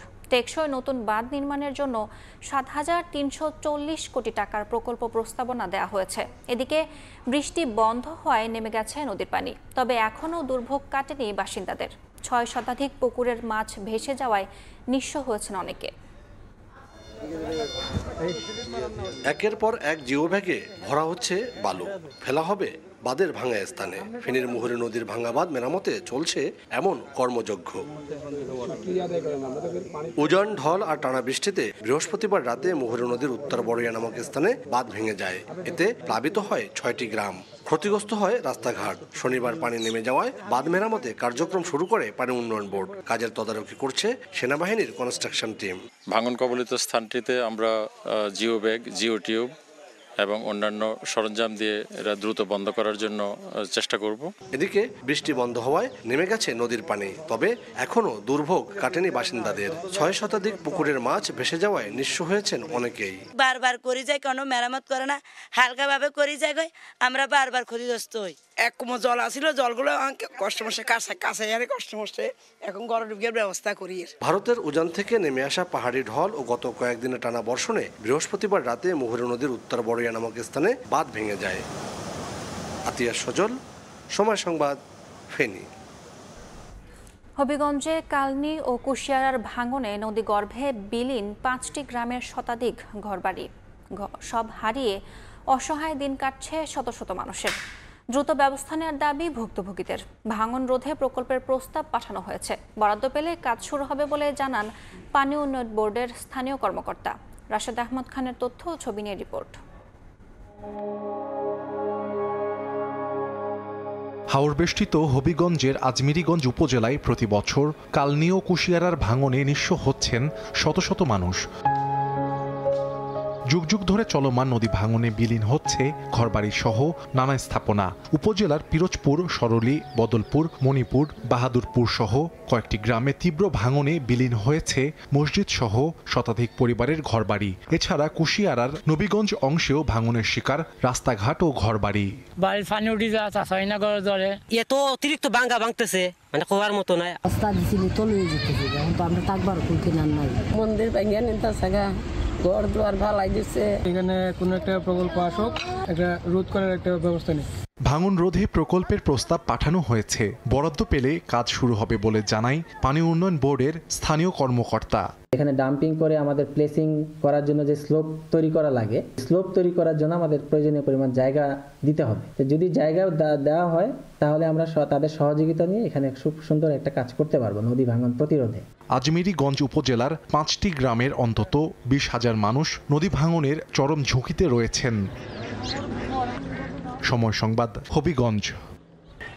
ভোরের সময় এই ছিল আমার কাছে। পরবর্তী সংবাদগুলো জানাতে সঙ্গে থাকবেন শাখাওয়াত হোসেন শাহ। অনন্য, আপনাকে ধন্যবাদ। পরবর্তী সংবাদগুলো নিয়ে ফিরছি কিছুক্ষণ পরেই। ময়মনসিংহ বিভাগে মুখ থুবড়ে পড়েছে কমিউনিটি ক্লিনিকের কার্যক্রম। নির্ধারিত সময় না খোলা, সপ্তাহের 2-1 দিন বাদে বাকি দিনগুলো তালাবদ্ধ থাকা, স্বাস্থ্যকর্মীদের অনুপস্থিতি এবং ওষুধের ঘাটতিতে কাঙ্ক্ষিত সেবা থেকে বঞ্চিত হচ্ছেন গ্রামের মানুষ। বিস্তারিত আরও জানাচ্ছেন ওবায়দুল হক। গ্রামে সরকারি স্বাস্থ্যসেবা পৌঁছে দিতে চালু হয় কমিউনিটি ক্লিনিক। তবে ময়মনসিংহের বেশিরভাগ ক্লিনিক চলছে খুঁড়িয়ে খুঁড়িয়ে। সকাল 9টা থেকে কমিউনিটি ক্লিনিকে সেবা দেওয়ার কথা থাকলেও এখন সকাল 10:30 বাজলেও ময়মনসিংহ সদরের ঘাগড়া ইউনিয়নের এই মরাকুরি কমিউনিটি ক্লিনিকে এখনও দেখা নেই কারো। তালাবদ্ধ রয়েছে ফটক। সেবা বঞ্চিত হয়ে ফিরে যাচ্ছেন সেবাগ্রহীরা। একই অবস্থা অন্য এলাকাতেও। খাগডহর ইউনিয়নের বাহাদুর মির্জাপুর কমিউনিটি ক্লিনিকে দুপুর 12টার দিকে গিয়েও তালাবদ্ধ পাওয়া যায়। এ নিয়ে বিস্তর অভিযোগ স্থানীয়দের। তালা মারা এখনো খুলছে না, সপ্তাহে খুলে এই 1 ঘন্টার সময় থাকে না জায়গা। আসলেও 12টা 1টা আসে আইসা একটু বৈশা পরে চলে যায়। সিএচিপি মূলত সেই সব দায়িত্ব এখানে। আমি ভাবছি যে উনি মনে আসছে, এই জন্য আমার একটু লেট হয়েছে, নাহলে আমি এত দেরি করি না। ময়মনসিংহ বিভাগের অন্য 3 জেলা জামালপুর, শেরপুর ও নেত্রকোনার কমিউনিটি ক্লিনিকগুলোর চিত্র একই। কোনোটা খোলা হয় সপ্তাহে 2-1 দিন, তাও আবার কয়েক ঘন্টার জন্য। বেশিরভাগ সময় অনুপস্থিত থাকেন স্বাস্থ্যকর্মীরা। মিলছে না চাহিদা মাফিক ওষুধ। এতে কাঙ্ক্ষিত সেবা পাচ্ছেন না গ্রামের বাসিন্দারা। বাদ জোরে 10-12 বছর ধরে ভুগতাছি। এই ওষুধগুলো তো মনে করেন মাগনা পাই না, অনেক টিহা দাম। ওষুধ তো হয় না, একদিন আইলে হয়তো আজ খাইছি, দুধটা স্যালাইন নিয়ে আমি স্যালাইনও নাই। পার্শ্ববর্তী ওয়ার্ড থেকে লোকজন আসে, গ্রাম থেকে লোকজন আসে, যার জন্য ওষুধের আমাদের স্বল্পতা বেশি তৈরি হয়। 7টা যদি একটা মানে ডাক্তার বসায় তাহলে জনগণের জন্য বা আমাদের জন্য খুব ভালো হবে। যে ওষুধ পাই ওই চাহিদা অনুযায়ী ওনাদের রোগীদের, সাধারণ রোগীদের চাহিদা হয় না। শিশুদের আর গর্ভবতী এদের ওষুধ, উচ্চ রক্তচাপ, ডায়াবেটিস এদের ওষুধপত্র দিলে ভালো হয়। স্বাস্থ্য বিভাগের দাবি, পরিদর্শনে গিয়ে কাউকে অনুপস্থিত পেলে তাৎক্ষণিক ব্যবস্থা নেওয়া হয়। আর ক্লিনিকগুলোতে মনিটরিং বাড়ানোর আশ্বাস বিভাগীয় স্বাস্থ্য পরিচালকের। আমাদের কমিউনিটি ক্লিনিকগুলোতে জনবল সংকটের মধ্যে রয়েছে যে MLSS নেই। একজন কমিউনিটি হেলথ কেয়ার প্রোভাইডারকেই তার সমস্ত কার্যক্রম সম্পন্ন করতে হয়। 9টা থেকে 3টার মধ্যে থাকা সত্ত্বেও যদি কেউ উপস্থিত না থাকেন, আমাদের যে অভিযোগ হয় সেটা তো অবশ্যই ব্যবস্থা নিব। ইউসিএনএফপি এবং সিভিল সার্জনের মাধ্যমে কমিউনিটি ক্লিনিকের তদারকিটা আসলে বাড়িয়ে এই সেবাটা যাতে সত্যিকারের মানুষ পায় এবং আপনার চেষ্টা করব। স্বাস্থ্য বিভাগের তথ্য মতে ময়মনসিংহ বিভাগে কমিউনিটি ক্লিনিকের সংখ্যা 1270টি। উবায়দুল হক, সময় সংবাদ, ময়মনসিংহ। অতিরিক্ত দর্শনার্থী, দালাল ও চুরির উৎপাত ঠেকাতে Sylhet MAG Osmani medical college হাসপাতালে চালু করা হলো বিশেষ পাস কার্ড, যার সুফল ভোগ করতে শুরু করেছেন রোগী ও চিকিৎসকরা। হাসপাতাল কর্তৃপক্ষ বলছে, সার্বিক নিরাপত্তা বজায় রাখা ও নির্বিঘ্ন সেবা দিতেই এই বিশেষ কার্ড চালু করা হয়েছে। নওশাদ আহমেদের ছবিতে অপু বণিকের রিপোর্ট। কেউ ভিতরে প্রবেশ করবেন না, দয়া করে কাউন্টার থেকে পাস কার্ড সংগ্রহ করুন এবং ভিতরে প্রবেশ করুন। এই দৃশ্যটি Sylhet MAG Usmani medical college হাসপাতালের। এভাবেই মাইকিং করে সেবা নিতে আসা রোগী ও স্বজনদেরকে সচেতন করা হচ্ছে। রোগীর সাথে সাক্ষাতের সময় বিকাল 4টা হতে 6টার মধ্যে আসবেন। পাসকার্ড ছাড়া কাউকেই হাসপাতালের ভেতরে প্রবেশ করতে দেয়া হচ্ছে না। পাসকার্ড চালু হওয়াতে সুফল ভোগ করছেন রোগীরা। পরিষ্কার পরিচ্ছন্ন, ঝামেলাহীন পরিবেশে সেবা দেয়া এবং সেবা নিয়ে অনেকটা স্বস্তিতে চিকিৎসক ও রোগীরা। ভর্তি রোগীদের জন্য পাসকার্ড ওইটা ভালো করছে, ওইটা মনে করেন বইরা কিন্তু কিছু মানুষ আছে অপকর্মের সাথে জড়িত হতে পারবে না। ওরা 150 টাকা রাখছে, আবার বলছে যে এটা ফেরত দিয়ে যাওয়ার সময় 150 টাকা আমাকে ওয়াপাস দিবে। এখন আমরা পাসকার্ড হওয়ার কারণে যে কোনো সময় আমরা সুবিধা হলে নিচে যাইতাম পারি, উঠিয়ে আইতে পারি, কোনো অসুবিধা হয় না। পাসকার্ডও অনেক কমায়, আর নাইলে আগে মানুষ যেমন মন্দিরে হামাইছে, চুরিও হয়েছে। পাসকার্ডের ব্যাপারটা যদি আরেকটু ডেভেলপ করা যায়, একজন মানুষের সাথে একজনই পাসকার্ড বহনকারী একজন অ্যাটেন্ডেন্টই আসবেন, তাহলে সেক্ষেত্রে আমার মনে হয় এটা আরেকটু বেটার হবে। আনসার সদস্যরা পাসকার্ড দেখে রোগী ও স্বজনদের হাসপাতালে প্রবেশ করতে দিচ্ছেন। যখন আমরা দাঁড় করাই যে ভাই পাসকার্ডটা কই, উচ্চবাচ্য কিছু করে না। একটা সময় অ্যাটাক করতে চাইতো, মানে রাগান্বিত হতো, এখন সেটা হচ্ছে না, এখন মোটামুটি সহনীয় পর্যায়ে আছে। আগের চেয়ে আমরা মনে করি যে সেবার মান বৃদ্ধি পেয়েছে। অনাকাঙ্ক্ষিত ঘটনার যে মাত্রাটা ছিল এটাও অনেকটা কমে আসছে। এমন অবস্থায় নতুন নিয়মে সেবা নিতে আসা রোগী ও স্বজনদের মানসম্মত ও নিরাপদ চিকিৎসা সেবা নিতে ফেরতযোগ্য 150 টাকা দিয়ে পাসকার্ড সংগ্রহ করতে হচ্ছে।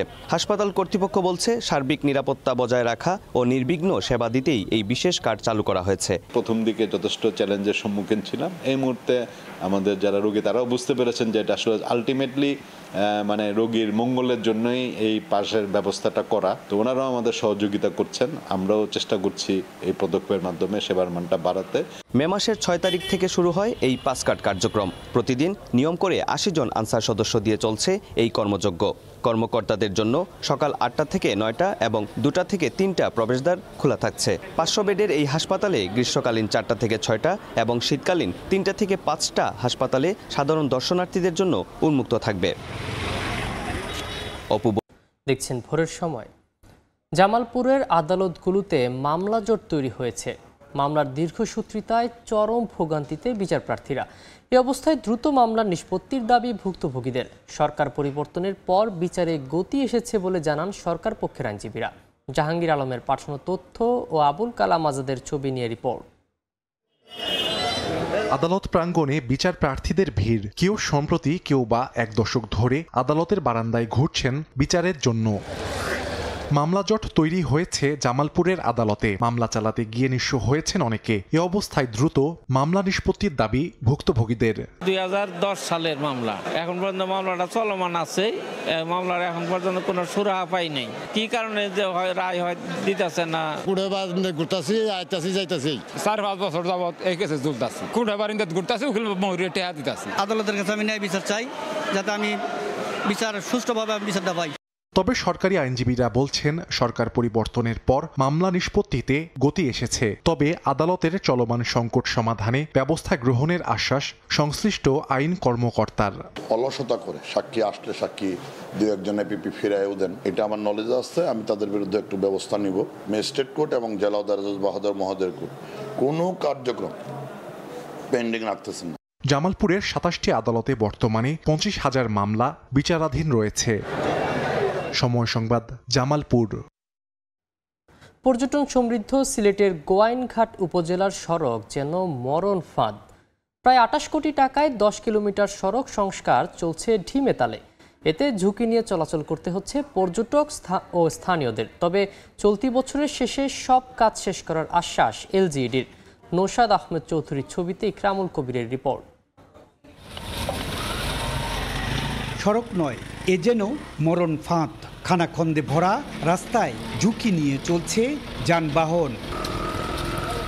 দীর্ঘদিন সংস্কার না করায় বেহাল দশা প্রায় ২৪ কিলোমিটার দীর্ঘ সিলেটের গোয়াইনঘাট উপজেলা সদর সংযোগ সড়ক। পর্যটক ও এলাকাবাসীকে খানাখন্দ ও ভাঙ্গা সড়কটি দিয়েই প্রতিদিন যাতায়াত করতে হয়। এতে চরম ভোগান্তিতে তারা। এমনকি ছোট বড় দুর্ঘটনার পাশাপাশি বিকল হচ্ছে যানবাহনের বিভিন্ন যন্ত্রাংশ। 10 মিনিটের রাস্তা লাগে আধা ঘন্টা। কতদিন রাস্তা দিছে এক সাইড, এখন এই সাইডে আবার ভাত্তর অটো উঠে যার গিয়া। এক সাইডে ডালাই আছে, এক সাইডে ডালাই নাই, চলা যায় না, গাছ গাড়া খুব অসুবিধা। ২০২৪ সালের মার্চে সড়কটির ১০ কিলোমিটার অংশের সংস্কার কাজ শুরু হয়। দিলওয়ার নামের বরিশালের এক ব্যক্তি প্রকল্পের মূল ঠিকাদার, অথচ তিনি কাজ করাচ্ছেন স্থানীয় ফয়সল নামে একজনকে দিয়ে। আমাদের কাজ চলমান আছে, আমরা যথেষ্ট পরিমাণ টাইমের ভিতরেই সর্বোচ্চ চেষ্টা করে আমরা শেষ দিব। এরই মধ্যে এক দফা মেয়াদ বাড়ানো হয়েছে প্রকল্পের।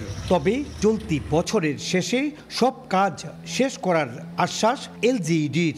ঠিকাদার সময় মতো কাজটা শেষ করতে পারেনি, তার আবেদনের প্রেক্ষিতেই টাইম এক্সটেনশন করছি। আমাদের টার্গেট আছে within December we must complete it. Gowainghat উপজেলা সদর সংযোগ সড়ক সংস্কারে ব্যয় ধরা হয়েছে প্রায় ২৮ কোটি টাকা।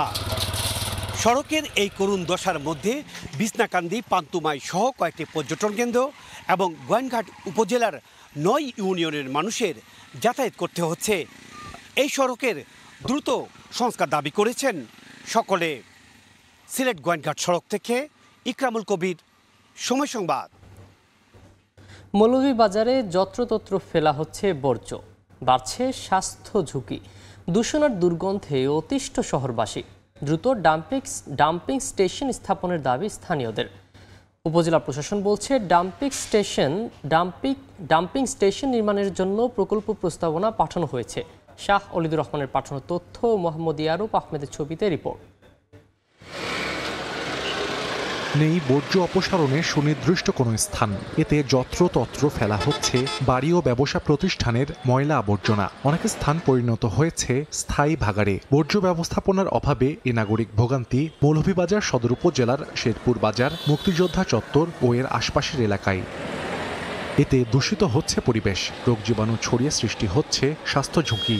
আর একটু বৃষ্টি হলে সব স্থানে সৃষ্টি হয় জলাবদ্ধতা। দুর্ভোগ আর দুর্গন্ধ থেকে মুক্তি পেতে ডাম্পিং স্টেশন নির্মাণের দাবি স্থানীয়দের। ময়লা ফেলাইবার নির্দিষ্ট কোনো স্থান নাই, আমরা চলাফেরা করতে পারি না, দুর্গন্ধ করে। এই সাইডে যে হোটেল মোটেল আছে, অনেকজন এই গন্ধ দেখিয়া বইতে চায় না। এই রাস্তার মাঝে ময়লা আবর্জনা, অফিসে আসা যাওয়া খুবই কষ্টকর হইল।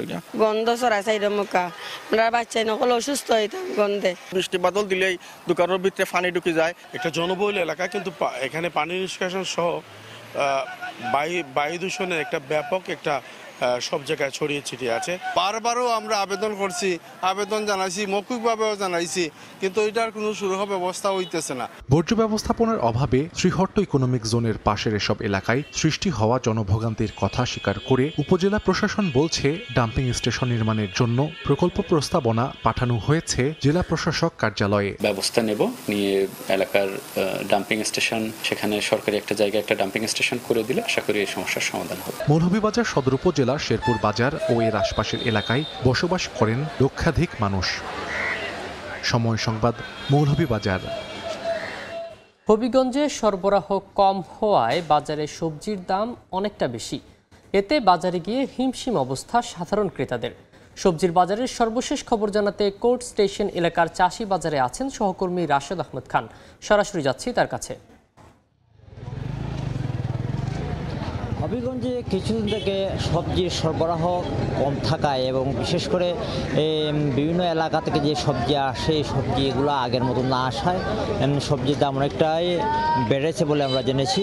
আজকে আমরা আছি হবিগঞ্জের সবচেয়ে বড় পাইকারি সবজির বাজার, যেখানে বিষমুক্ত সবজির বাজার যাকে বলা হয়। এটি হচ্ছে হবিগঞ্জের কোর্ট স্টেশন এলাকার চাষি বাজার। এই চাষি বাজারে আমরা সকাল থেকে এসে দেখেছি যে এখানে যে বিভিন্ন ব্যবসায়ীরা আছেন, ব্যবসায়ীরা এখানে সবজি নিয়ে আসছেন সকাল থেকে, এবং আমরা কথা বলেছিলাম যে সবজি ব্যবসায়ীদের সাথে।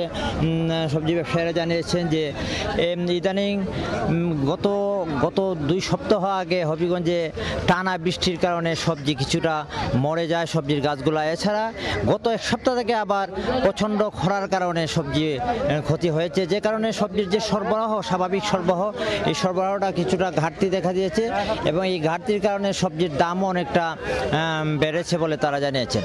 তো আমরা কথা বলেছিলাম ক্রেতা এবং বিক্রেতার সাথে। আমরা জেনেছি যে হবিগঞ্জের বিভিন্ন উপজেলা আছে, বিশেষ করে বানিয়াচং, মাধবপুর সহ যে হবিগঞ্জের যে উপজেলাগুলো আছে, এই উপজেলা থেকে হবিগঞ্জ সদরেরও বিভিন্ন এলাকা আছে। এই এলাকায় যে প্রান্তিক চাষিরা আছেন, এই চাষিরা এখান থেকে সবজি নিয়ে আসেন এবং এই সবজিগুলা এখানে যে চাষি বাজার আছে, এই বাজারে পাইকারি সবজি বিক্রি হয় এবং এখানে বিষমুক্ত সবজির জন্য বাজারটি এখানে বাজারের একটি সুনাম রয়েছে।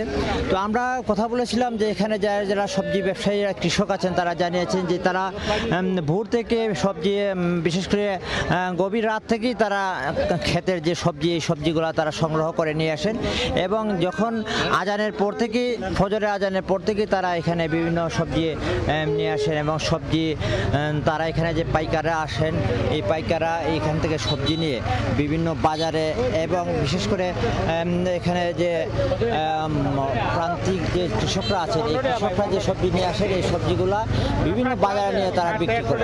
সবজির বাজার, সবজি যে ব্যবসায়ীরা জানিয়েছে যে এই যে সংকট কিছুদিনের মধ্যে আশা করা যায় শেষ হয়ে যাবে এবং এই সবজির বাজার আবার স্বাভাবিক হবে। তো এই ছিল আজকে সবজির বাজারের সর্বশেষ। সরাসরি যুক্ত ছিলাম হবিগঞ্জে। গাজা ডক্টরস আন্ডার অ্যাটাক শিরোনামে নির্মিত প্রামাণ্যচিত্র প্রচার বন্ধ করল ব্রিটিশ সংবাদ মাধ্যম বিবিসি। ব্রিটিশ সংবাদ মাধ্যমটির দাবি, প্রযোজনা সংস্থা বেসমেন্ট ফিল্মসের সঙ্গে আলোচনার পর তারা এই সিদ্ধান্ত নিয়েছে। তবে তথ্যচিত্রটির নির্মাতা সংস্থার অভিযোগ, বিবিসির সাংবাদিকরা প্রতিবন্ধকতার মুখে পড়েছেন এবং মুখ বন্ধ রাখতে বাধ্য হচ্ছেন। গাজার চিকিৎসকদের নিয়ে তৈরি করা একটি প্রামাণ্যচিত্র সম্প্রচারের সিদ্ধান্ত থেকে সরে এসেছে বিবিসি। ব্রিটিশ সংবাদ মাধ্যমটি বলছে, ওই প্রামাণ্যচিত্র প্রচার হলে গাজার ক্ষেত্রে তাদের নিরপেক্ষতা নিয়ে বিভ্রান্ত তৈরি হতে পারে বলে মনে করছেন সংশ্লিষ্টরা। বিবিসির প্রযোজনায় গাজার ডক্টরস আন্ডার অ্যাটাক শিরোনামের ওই প্রামাণ্যচিত্রটি তৈরি করেছে বেসমেন্ট ফিল্মস নামের স্বাধীন একটি প্রযোজনা সংস্থা। বিবিসিতে সেটি প্রচারের কথা ছিল গত ফেব্রুয়ারিতে, কিন্তু পর্যালোচনা ও তথ্য যাচাইয়ের কথা বলে বিবিসি এতদিন বিষয়টি ঝুলিয়ে রেখেছিল বলে জানা গেছে। অবশেষে সংবাদ মাধ্যমটি জানায়, বিষয়টি নিয়ে বেসমেন্ট ফিল্মসের সঙ্গে তাদের আলোচনা শেষ পর্যায়ে পৌঁছেছে। তারা সিদ্ধান্ত নিয়েছে ওই প্রামাণ্যচিত্র বিবিসিতে সম্প্রচার করা হবে না। প্রামাণ্যচিত্রটির মালিকানা নির্মাতা কোম্পানি বেসমেন্ট ফিল্মসকেই দেয়া হবে।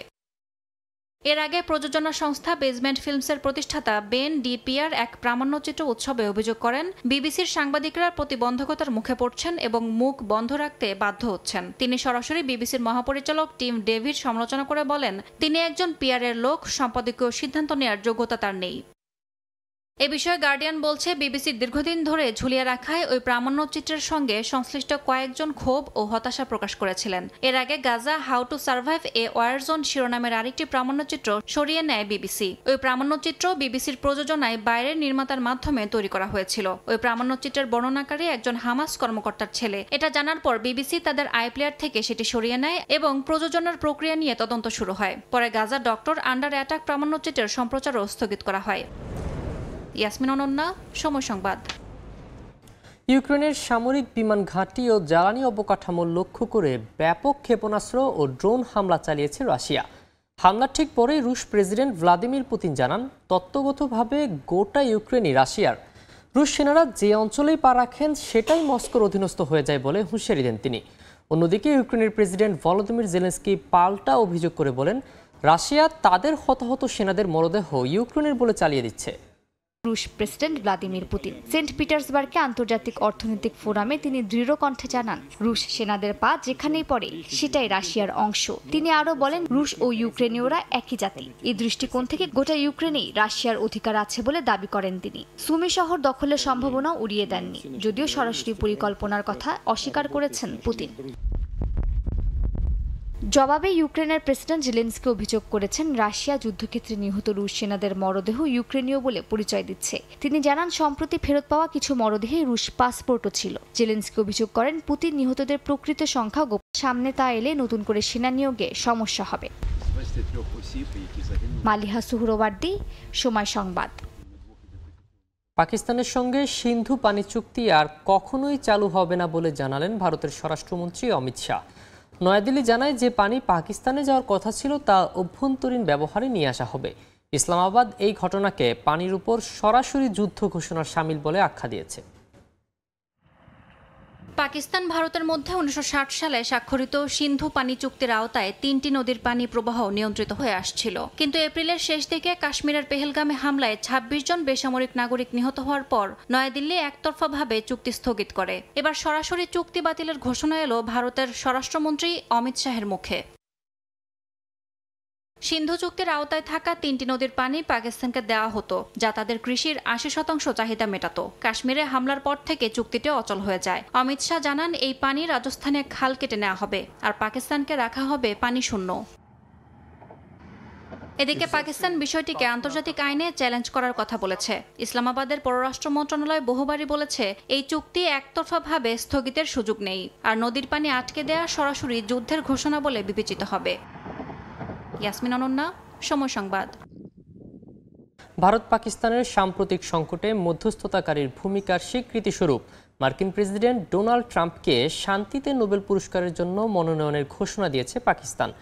ইসলামাবাদ বলছে, ট্রাম্পের কূটনৈতিক হস্তক্ষেপ দক্ষিণ এশিয়ার 2 পারমাণবিক শক্তিধর দেশের মধ্যে সম্ভাব্য যুদ্ধ এড়াতে সহায়ক হয়েছে। এ নিয়ে পাকিস্তানের রাজনৈতিক অঙ্গনে মিশ্র প্রতিক্রিয়া দেখা গিয়েছে। সাম্প্রতিক ভারত পাকিস্তান সামরিক যুদ্ধ বন্ধের পেছনে বারবার কৃতিত্ব দাবি করে আসছেন মার্কিন প্রেসিডেন্ট ডোনাল্ড ট্রাম্প। তবে তার এই দাবি সরাসরি অস্বীকার করেছে ভারত। কিছুদিন আগে মার্কিন প্রেসিডেন্টের সঙ্গে ফোন আলাপের সময় ভারতের প্রধানমন্ত্রী নরেন্দ্র মোদী জানান, নয়াদিল্লি ও ইসলামাবাদের দ্বন্দ্বের নিরসনে ওয়াশিংটন বা তৃতীয় কোনো পক্ষের ভূমিকা নেই। অন্যদিকে পাকিস্তান শুধু ট্রাম্পের ভূমিকার বিষয়টি স্বীকারই নয়, বরং এর স্বীকৃতিস্বরূপ তাকে 2026 সালের শান্তিতে নোবেল পুরস্কারের জন্য মনোনয়ন দেওয়ার ঘোষণা দিয়েছে। শনিবার ইসলামাবাদ এক বিবৃতিতে জানায়, 2 দেশের মধ্যে যুদ্ধ পরিস্থিতি তৈরি হলেও মার্কিন হস্তক্ষেপে এই যুদ্ধ এড়ানো গেছে। বিবৃতিতে বলা হয়, ট্রাম্প প্রেসিডেন্ট হিসেবে কৌশলগত দূরদর্শিতা ও কূটনৈতিক দৃঢ়তা দেখিয়েছেন। তিনি ইসলামাবাদ ও নয়াদিল্লির সঙ্গে সরাসরি যোগাযোগ রেখে দ্রুত উত্তেজনা কমিয়ে আনার পথ খুঁজে বের করেন। পাকিস্তান দাবি করেছে, কাশ্মীরে হামলার পর শুরু হওয়া সীমান্ত সংঘাতের সময় ট্রাম্প 10 মে একটি যুদ্ধবিরতির ঘোষণা দেন এবং বাণিজ্যকে চাপ হিসেবে ব্যবহার করে ভারত ও পাকিস্তানকে আলোচনায় বসতে রাজি করান। ট্রাম্প নিজেও বিভিন্ন সময়ে শান্তিতে নোবেল পাওয়ার আকাঙ্ক্ষা প্রকাশ করেছেন, তবে তিনি ক্ষোভও প্রকাশ করেছেন। বলেছেন, তিনি যতই শান্তি প্রতিষ্ঠার চেষ্টা করুক না কেন, তবুও তাকে শান্তিতে নোবেলের জন্য বিবেচনা করা হয় না। এই মনোনয়নে পাকিস্তানের রাজনৈতিক অঙ্গনে মিশ্র প্রতিক্রিয়া দেখা গেছে। সাবেক সিনেটর মুশাহিদ হোসেন বলেছেন, ট্রাম্প পাকিস্তানের জন্য অনেক গুরুত্বপূর্ণ। তবে সাবেক মার্কিন রাষ্ট্রদূত মালিহা লোধি জানান, গাজায় গণহত্যা সমর্থন করা একজন নেতার জন্য এই মনোনয়ন জাতীয় মর্যাদাকে আঘাত করে। মালিহা সুহরওয়ার্দী, আগাম ভোটে জয়ী হয়ে সরকার গঠন করেই ফের অভিবাসন ইস্যুতে শক্ত অবস্থানে মধ্য ডানপন্থী সরকার। প্রক্রিয়াধীন আবেদনের দ্রুত নিষ্পত্তি করে প্রত্যাখ্যাত অভিবাসীদের নিজ দেশে ফেরত পাঠানো, জাতীয়তা আইন আরও কঠিন বা সময় সাপেক্ষ করার পাশাপাশি নানা পরিবর্তনের দিকে হাঁটছে সরকার। এছাড়া নানা ক্ষেত্রে বর্ণবাদী আচরণ বা হামলার ঘটনায় আতঙ্কিত দেশটিতে বসবাসরত অভিবাসীরা। লিসবন থেকে তারিকুল হাসান আশিকের রিপোর্ট। বিরোধী দলগুলোর অনাস্থায় আগাম ভোটে আগের বারের থেকে বেশি আসন নিয়ে পুনরায় লুইস মন্টিনিগ্রো নেতৃত্বাধীন মধ্য ডানপন্থী জোট এডি আনুষ্ঠানিকভাবে ক্ষমতা নেয় গত 18 জুন। গত বছর ক্ষমতায় এসেই অভিবাসন আইনে নানা পরিবর্তন আনা সরকার এবারও তাদের পরিকল্পনায় অগ্রাধিকার দিচ্ছে অভিবাসন ইস্যুকে। সীমান্তে আরও কড়াকড়ি আরোপ, প্রক্রিয়াধীন আবেদনের দ্রুত নিষ্পত্তি করে প্রত্যাখ্যাত অভিবাসীদের নিজ দেশে ফেরত পাঠানো ও জাতীয়তা আইন পর্যালোচনার মতো নানা ইস্যু রয়েছে তাদের প্রস্তাব ও পরিকল্পনায়। অন্যদিকে উদারপন্থী সোশ্যালিস্ট পার্টি থেকে 2টি আসন বেশি নিয়ে বিরোধী দলেও কট্টর ডানপন্থী দল সেগা। তারাও অভিবাসীদের পরিবারের সদস্যদের ভিসা বন্ধ, অভিবাসীদের জন্য পুলিশের বিশেষ ইউনিট গঠন বা নাগরিকত্ব আইন 5 বছর থেকে 10 বছর করার মতো নানা প্রস্তাব রাখছে পার্লামেন্টে। তাদের প্রস্তাব ও সরকারের নানা পরিকল্পনা পার্লামেন্টে পাশ হলে আরও কঠিন হতে পারে পর্তুগালের অভিবাসন। অন্যদিকে জেনোফোবিয়া, ইসলামোফোবিয়ার মতো বিষয় বাড়ার পাশাপাশি সম্প্রতি নানা ক্ষেত্রে বৈষম্যের শিকার অভিবাসীদের মধ্যে বাড়ছে অস্বস্তি। আমরা যখন থেকে পর্তুগালে এসেছি আমরা তখন পর্তুগালকে দেখেছি ভিন্ন রকম ভাবে। পর্তুগাল ছিল চমৎকার ওয়েলকামিং ইমিগ্রেন্টদের জন্য এবং এদের নীতিটাও ছিল অসম্ভব সুন্দর। বর্তমানে আসলে সরকার চেঞ্জ হয়ে যাওয়ার পরে নীতিতে বেশ কিছু পরিবর্তন এসছে। গভর্নমেন্ট হয়তো তাদের প্রয়োজন অনুযায়ী আইন চেঞ্জ করতেই পারে, অভিবাসীদের বিরুদ্ধে হোক পক্ষে হোক করতে পারে, কিন্তু আমরা যে ইনসিকিউর ফিল করছি এখন সেটা অকল্পনীয়। সম্প্রতি অভিবাসীদের ব্যবসা প্রতিষ্ঠানে বেড়েছে অস্ত্রের মুখে ডাকাতির মতো ঘটনা। গত 13 জুন স্ত্রী ও সন্তানদের সামনেই দুর্বৃত্তদের গুলিতে নিহত হন পর্তুগাল প্রবাসী বাংলাদেশি ব্যবসায়ী মাহবুবুল আলম। গত 1 দশকে এমন পরিস্থিতির মুখোমুখি হয়নি পর্তুগালে বসবাসরত অভিবাসীরা। বর্ণবাদী আচরণ বা জেনোফোবিয়ার বাড়ার পাশাপাশি সরকারি নানা পদক্ষেপেও চাপে রয়েছেন তারা। সেই সাথে নিরাপত্তাহীনতায় ভুগছেন অনেক অভিবাসী। তাই যে কোনো অনাকাঙ্ক্ষিত ঘটনা এড়াতে অভিবাসীদের বাড়তি সতর্কতা অবলম্বনের পরামর্শ বিভিন্ন অভিবাসী কমিউনিটির। তারিকুল হাসান আশিক, সময় সংবাদ, লিসবন, পর্তুগাল। লন্ডনে বাংলা প্রেস ক্লাবের উদ্যোগে community question time with high commissioner শীর্ষক এক অনুষ্ঠানের আয়োজন করা হয়। এতে প্রধান অতিথি হিসেবে উপস্থিত ছিলেন যুক্তরাজ্যে নিযুক্ত বাংলাদেশের হাই কমিশনার আবিদা ইসলাম। কমিউনিটির সঙ্গে সরাসরি যুক্ত থেকে সমস্যা ও সম্ভাবনার কথা শোনার এই উদ্যোগ প্রবাসী বাংলাদেশিদের মধ্যে প্রশংসিত হয়েছে। প্রশ্নোত্তর পর্বে কমিউনিটির পক্ষ থেকে বিভিন্ন দাবির পাশাপাশি নানা সমস্যার কথা তুলে ধরা হয়। হাই কমিশনার আবিদা ইসলাম অত্যন্ত স্বতঃস্ফূর্তভাবে প্রশ্নের উত্তর দেন। বলেন, প্রবাসী বাংলাদেশিদের প্রত্যাশা এবং বাস্তবতার মাঝে সেতু বন্ধন তৈরিতে হাই কমিশন সব সময় পাশে থাকবে।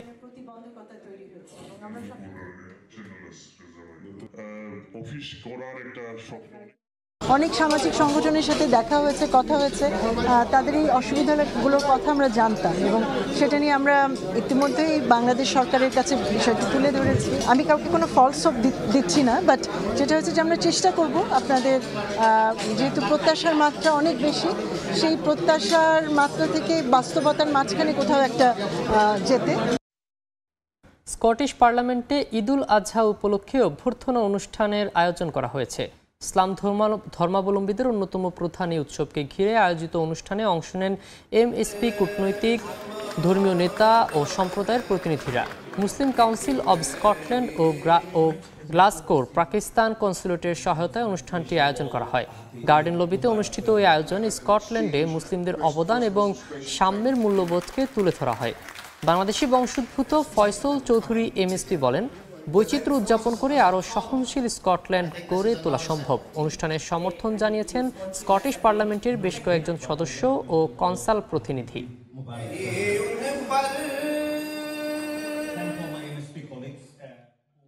চীনের সাংহাইয়ে প্রথমবারের মতো চালু হলো লেগোল্যান্ড রিসোর্ট।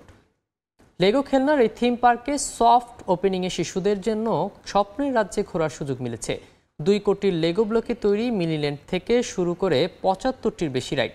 সব মিলিয়ে জমজমাট ছিল লেগোল্যান্ডের প্রথম দিন।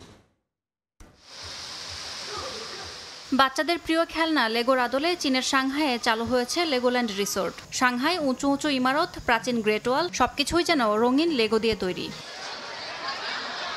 লেগোল্যান্ড সাংহাই রিসোর্টের সফট ওপেনিং উপলক্ষে পার্ক জুড়ে ছিল হাসি আর উচ্ছ্বাস। জুলাইয়ের গ্র্যান্ড ওপেনিং এর আগেই সফট ওপেন করেছে সাংহাইয়ের লেগোল্যান্ড রিসোর্ট।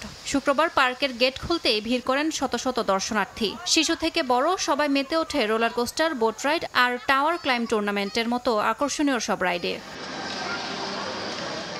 পার্কের সবচেয়ে চমকপ্রদ অংশ লেগো মিনিল্যান্ড। চীনের বিখ্যাত নিদর্শনগুলোর প্রতিরূপ তৈরি হয়েছে 2 কোটি লেগো ইট দিয়ে। এই বিশাল নির্মাণে সময় লেগেছে 1,68,000 ঘন্টা। 8টি থিম সেকশনে ভাগ করা হয়েছে পার্ককে। নিনজাগো, লেগো ফ্রেন্ডস, মনকি কিড সহ জনপ্রিয় লেগো চরিত্ররা এখানে জীবন্ত হয়ে উঠেছে। দর্শনার্থীদের মতে পার্কটি প্রত্যাশার চেয়েও অনেক বেশি চমকপ্রদ। লেগোল্যান্ডে লেগো খেলতে আমার ভালো লাগে, কারণ বাসায় আমার লেগো খুব কম। গ্রেট ওয়াল তৈরি করতে খুব আনন্দ হচ্ছে, তবে এটি তৈরি করা আসলেই কষ্টের। এটি বিশ্বের সবচেয়ে বড় লেগোল্যান্ড পার্ক, যেখানে ছোটদের স্বপ্ন জেগে ওঠে ব্লকের শহরে। ইয়াসমিন অনন্যা, সময় সংবাদ। এএফসি চ্যালেঞ্জ লিগের প্লে অফের ম্যাচে জাতীয় স্টেডিয়ামে খেলতে চায় ঢাকা আবাহনী, যার জন্য বাংলাদেশ ফুটবল ফেডারেশনকে চিঠি দিয়েছে ক্লাবটি। তবে শেষ পর্যন্ত তা না হলে বিকল্প ভেন্যু হিসেবে আবাহনীর ভাবনায় সিলেট জেলা স্টেডিয়াম। এদিকে চ্যালেঞ্জ লিগের প্লে অফ ম্যাচ সামনে রেখে দল গোছানো শুরু করেছে আবাহনী। লোকালদের ধরে রাখার পাশাপাশি বিদেশি ফুটবলারও দলে ফেরাবে ক্লাবটি। জুলাইয়ের দ্বিতীয় সপ্তাহ থেকে কোচ মারুফুল হকের অধীনে অনুশীলন শুরু করবে আকাশী নীলরা। এএফসি টুর্নামেন্টে বাংলাদেশের সবচেয়ে সফল ক্লাব হিসেবে বিবেচনা করা হয় ঢাকা আবাহনীকে। 2019 সালে এএফসি কাপের ইন্টারজোনাল সেমিফাইনাল খেলেছিল আকাশী নীলরা। লিগ চ্যাম্পিয়ন হয়েও ক্লাব লাইসেন্স না থাকায় এএফসির চ্যালেঞ্জ লিগ খেলার সুযোগ হাতছাড়া হয়েছে মোহামেডানের। তাতেই ভাগ্য খুলেছে আবাহনীর। তবে মূল পর্বে খেলতে হলে পার করতে হবে প্লে অফের বাধা। প্রতিপক্ষ হিসেবে কিরগিজস্তানের ক্লাব বুরাস ইউনাইটেডের বিপক্ষে খেলবে ঢাকা আবাহনী। ক্লাব র্যাঙ্কিংয়ে এগিয়ে থাকায় সেই ম্যাচে হোমে খেলার অ্যাডভান্টেজ পাচ্ছে আকাশী নীলরা। তবে ভেন্যু নিয়ে বেঁধেছে বিপত্তি। এএফসির কাছে হোম ভেন্যু হিসেবে সিলেট জেলা স্টেডিয়ামকে রেজিস্ট্রেশন করালেও আবাহনী খেলতে চায় জাতীয় স্টেডিয়াম ঢাকায়, যার জন্য বাফুফেকে চিঠি পাঠিয়েছে তারা। আমাদের হোম হিসেবে সিলেট স্টেডিয়ামকে আমরা দিয়েছি। ফুটবল ফেডারেশনকে চিঠি দিয়ে জানাচ্ছি যে জাতীয় স্টেডিয়ামে আমরা এই ম্যাচটা খেলতে চাই, কারণ যেভাবে দর্শকরা বাংলাদেশের খেলায় কি বলবো যে উন্মাদনাটুকু দেখিয়েছে, সেই উন্মাদনাটুকুর যাতে আবারও বহিঃপ্রকাশ ঘটে। জুলাইয়ের দ্বিতীয় সপ্তাহ থেকে দেশসেরা কোচ মারুফুল হকের অধীনে ক্যাম্প শুরু করবে ঢাকা আবাহনী। এই ম্যাচের জন্য লোকালদের ধরে রাখার পাশাপাশি একাধিক বিদেশি ফুটবলার দলে ভিড়িয়ে শক্তি বাড়াতে চায় ধানমন্ডির ক্লাবটি। আবাহনী যেহেতু এফসি কাপে খেলছে, একটা শক্তিশালী দল নিয়েই আপনার এটা খেলা উচিত, এবং সেই ক্ষেত্রে আমাদের গতবারে যে খেলোয়াড়রা ছিল তার সাথে যদি আরও স্থানীয় কিছু খেলোয়াড় সংযুক্ত করে এবং বিদেশি সংখ্যা বাড়িয়ে যদি দলে শক্তি বৃদ্ধি করা যায়, তাহলে আমরা কিরগিজস্তানের এই টিমকে আমাদের মাঠে পরাজিত করতে সক্ষম হব। আগামী 12 আগস্ট হোমে প্লে অফের ম্যাচ খেলবে ঢাকা আবাহনী, যেখানে জয় তুলে নিয়ে মূল পর্বে জায়গা করে নিতে চায় বাংলাদেশের প্রতিনিধিরা। ফাহিম ইসলাম, সময় সংবাদ, ঢাকা। জাতীয় দলের স্কোয়াডের থেকেও মূল একাদশের সুযোগ না পাওয়ায় আক্ষেপ নেই গোলরক্ষক সুজন হোসেনের। তবে এশিয়া কাপ বাছাইয়ে বাংলাদেশের বাকি ম্যাচগুলোতে একাদশে জায়গা করে নিতে চান এই ফুটবলার, যার জন্য নিজেকে প্রস্তুত করছেন তিনি। এদিকে অক্টোবরের বাছাই পর্বের ম্যাচ মাথায় রেখে ছুটিতে থাকা সতীর্থদের পাড়া মহল্লা টুর্নামেন্টে খেলার সময় সতর্ক থাকার পরামর্শ দিলেন এই ফুটবলার।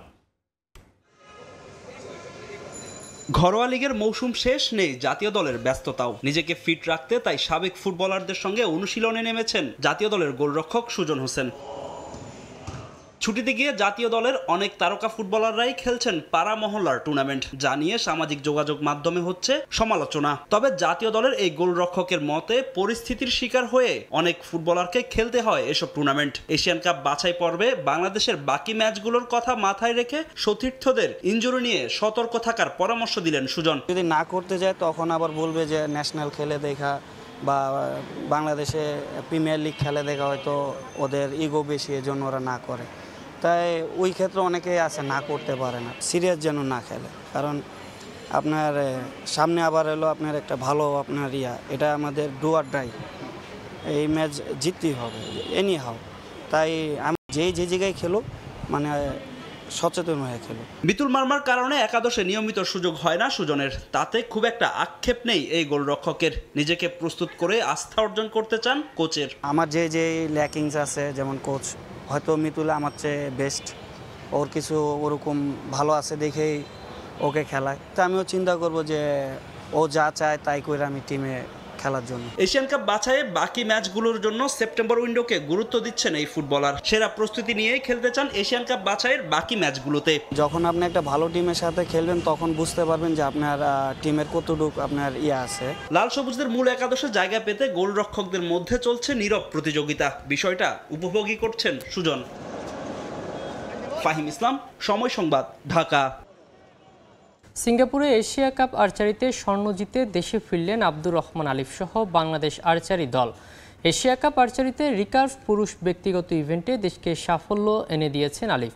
ফাইনালে জাপানের মিয়াতা গাকুতোকে 6-4 সেট পয়েন্টে হারান আলিফ। আজ সন্ধ্যায় সিঙ্গাপুর থেকে দেশে ফিরেছে বাংলাদেশ দল। বিমানবন্দরে ফুল দিয়ে অভ্যর্থনা জানানো হয় স্বর্ণজয়ী আর্চারকে। বিকেএসপির পক্ষ থেকেও জানানো হয় সম্মাননা। আন্তর্জাতিক প্রতিযোগিতায় এর আগেও অংশ নিয়েছে আলিফ, তবে কখনো একক ইভেন্টে কোনো পদক জিততে পারেননি। এশিয়া কাপ আর্চারিতে স্বর্ণজয় কেরিয়ারের সেরা সাফল্য।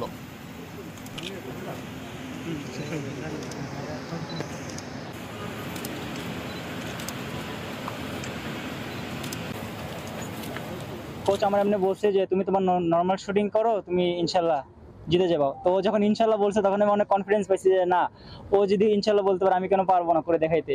তো লাস্টে 2-10 মেয়ে দিছি, তো উইন হয়ে গেছি। কোচ নর্মালি আমাদের ফোকাস দিচ্ছে মেইনলি টিমে। আমরা টিমে চেষ্টা করছিলাম, তবে টিমে রেজাল্ট হয়নি। তো ওইদিকে ইন্ডিভিজুয়াল খেলা ছিল আগে, ইন্ডিভিজুয়াল আমরা নর্মালি আগে ফাইনাল উঠে গেছিলাম। লক্ষ্য আমার আরএস অলিম্পিকে কোয়ালিফাই করে টিম নিয়ে খেলা। তো এই জন্য আমাদের কি সবগুলো ইন্টারন্যাশনাল কম্পিটিশনে পার্টিসিপেট করতে হবে, তাহলে আমাদের ওয়ার্ল্ড র্যাঙ্কিংগুলো অনেক আগাবে, তাহলে আমরা অলিম্পিকে কোয়ালিফাই করে খেলতে পারবো।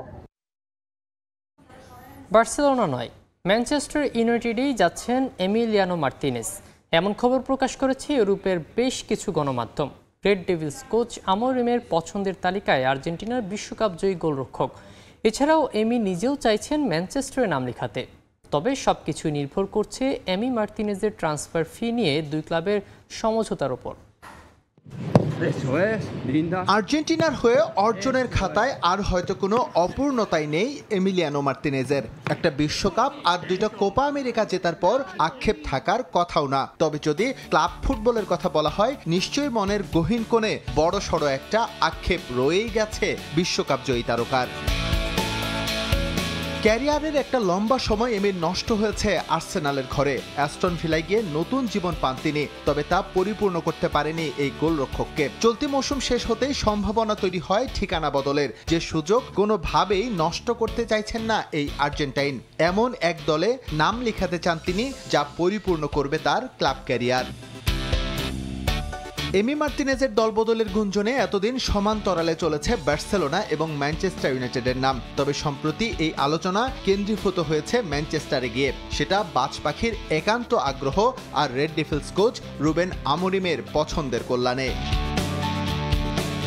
আমোরিমের পছন্দের তালিকায় বহু আগে থেকে ছিলেন বিশ্বকাপের গোল্ডেন গ্লাভস জয়ী গোলরক্ষক। স্পোর্টিং লিসবনে থাকার সময়ও তাকে পর্তুগালে নিয়ে আসতে চেয়েছিলেন তিনি, কিন্তু অ্যাস্টন ভিলার সঙ্গে দলবদলের অর্থ নিয়ে বনিবনা না হওয়ায় ইচ্ছে পূরণ করতে পারেননি পর্তুগিজ কোচ। এমি মার্তিনেজের বাই আউট ক্লজের একটা ইস্যু এবারও আছে। বিভিন্ন সূত্র মতে তাকে ছাড়তে ম্যান ইউনাইটেডের কাছে 40 মিলিয়ন পাউন্ড চাইছে ভিলা, যেটা নিয়ে দর কষাকষি চলছে দুপক্ষের। শেষ পর্যন্ত এই ডিল একটা পর্যায়ে যাবে তা অনেকটাই নিশ্চিত, কারণ একদিকে এমি মার্তিনেজ যেমন খুব করে চাইছেন ম্যানচেস্টারে যেতে, অন্যদিকে আমোরিমেরও একই চাওয়া। মূলত আন্দ্রে ওনানার রিপ্লেসমেন্ট খুঁজছে ম্যানচেস্টার ইউনাইটেড। গেল 2 মৌসুমে এমন কিছু হাস্যকর ভুল করেছেন এই গোলরক্ষক, যা রীতিমতো বিব্রত করেছে ক্লাবকে। এছাড়াও ইউনাইটেডের তার্কিশ গোলরক্ষক আলতাই বায়ান্দিরের উপর খুব একটা ভরসা নেই টিম ম্যানেজমেন্টের, তাই এবার মিলে যেতে পারে 2-4। এস এম ইকবাল, সময় সংবাদ। এ পর্যায়ে শীর্ষ সংবাদগুলো জানিয়ে দিচ্ছি আরেকবার। ইরানে যুক্তরাষ্ট্রের হামলা, ফোর্দোসহ 3টি পারমাণবিক স্থাপনায় বিমান হামলার দাবি ট্রাম্পের, নিশ্চিত করেছে তেহরান। রাতভর ইরান ইসরায়েল তুমুল লড়াই। শত চেষ্টায়ও কমেনি সড়কের বিশৃঙ্খলা, যানজট নিরসনে ব্যর্থ কোটি কোটি টাকার প্রকল্প। হাতের ইশারাতেই চলছে যান নিয়ন্ত্রণ, রাজধানীর 22টি পয়েন্টে বসছে নতুন সংকেত বাতি। নতুন দিয়েছিলাম, সেটা সাথে সাথে ব্যাগ দিয়ে দিচ্ছি। টিকিট কাটা যায় না। এটিএমে জমা দিতে আসছি, টাকাটা জমা দিতে পারিনি। ঈদে নতুন টাকা পেতে কারাকারি হলেও এখন তা ভোগান্তির কারণ। মেট্রোর ভেন্ডিং মেশিন নিচ্ছে না নতুন নোট, সিআরএম জমা নেয় না আমানত, সংকট সমাধানে লাগতে পারে আরও 10 থেকে 15 দিন।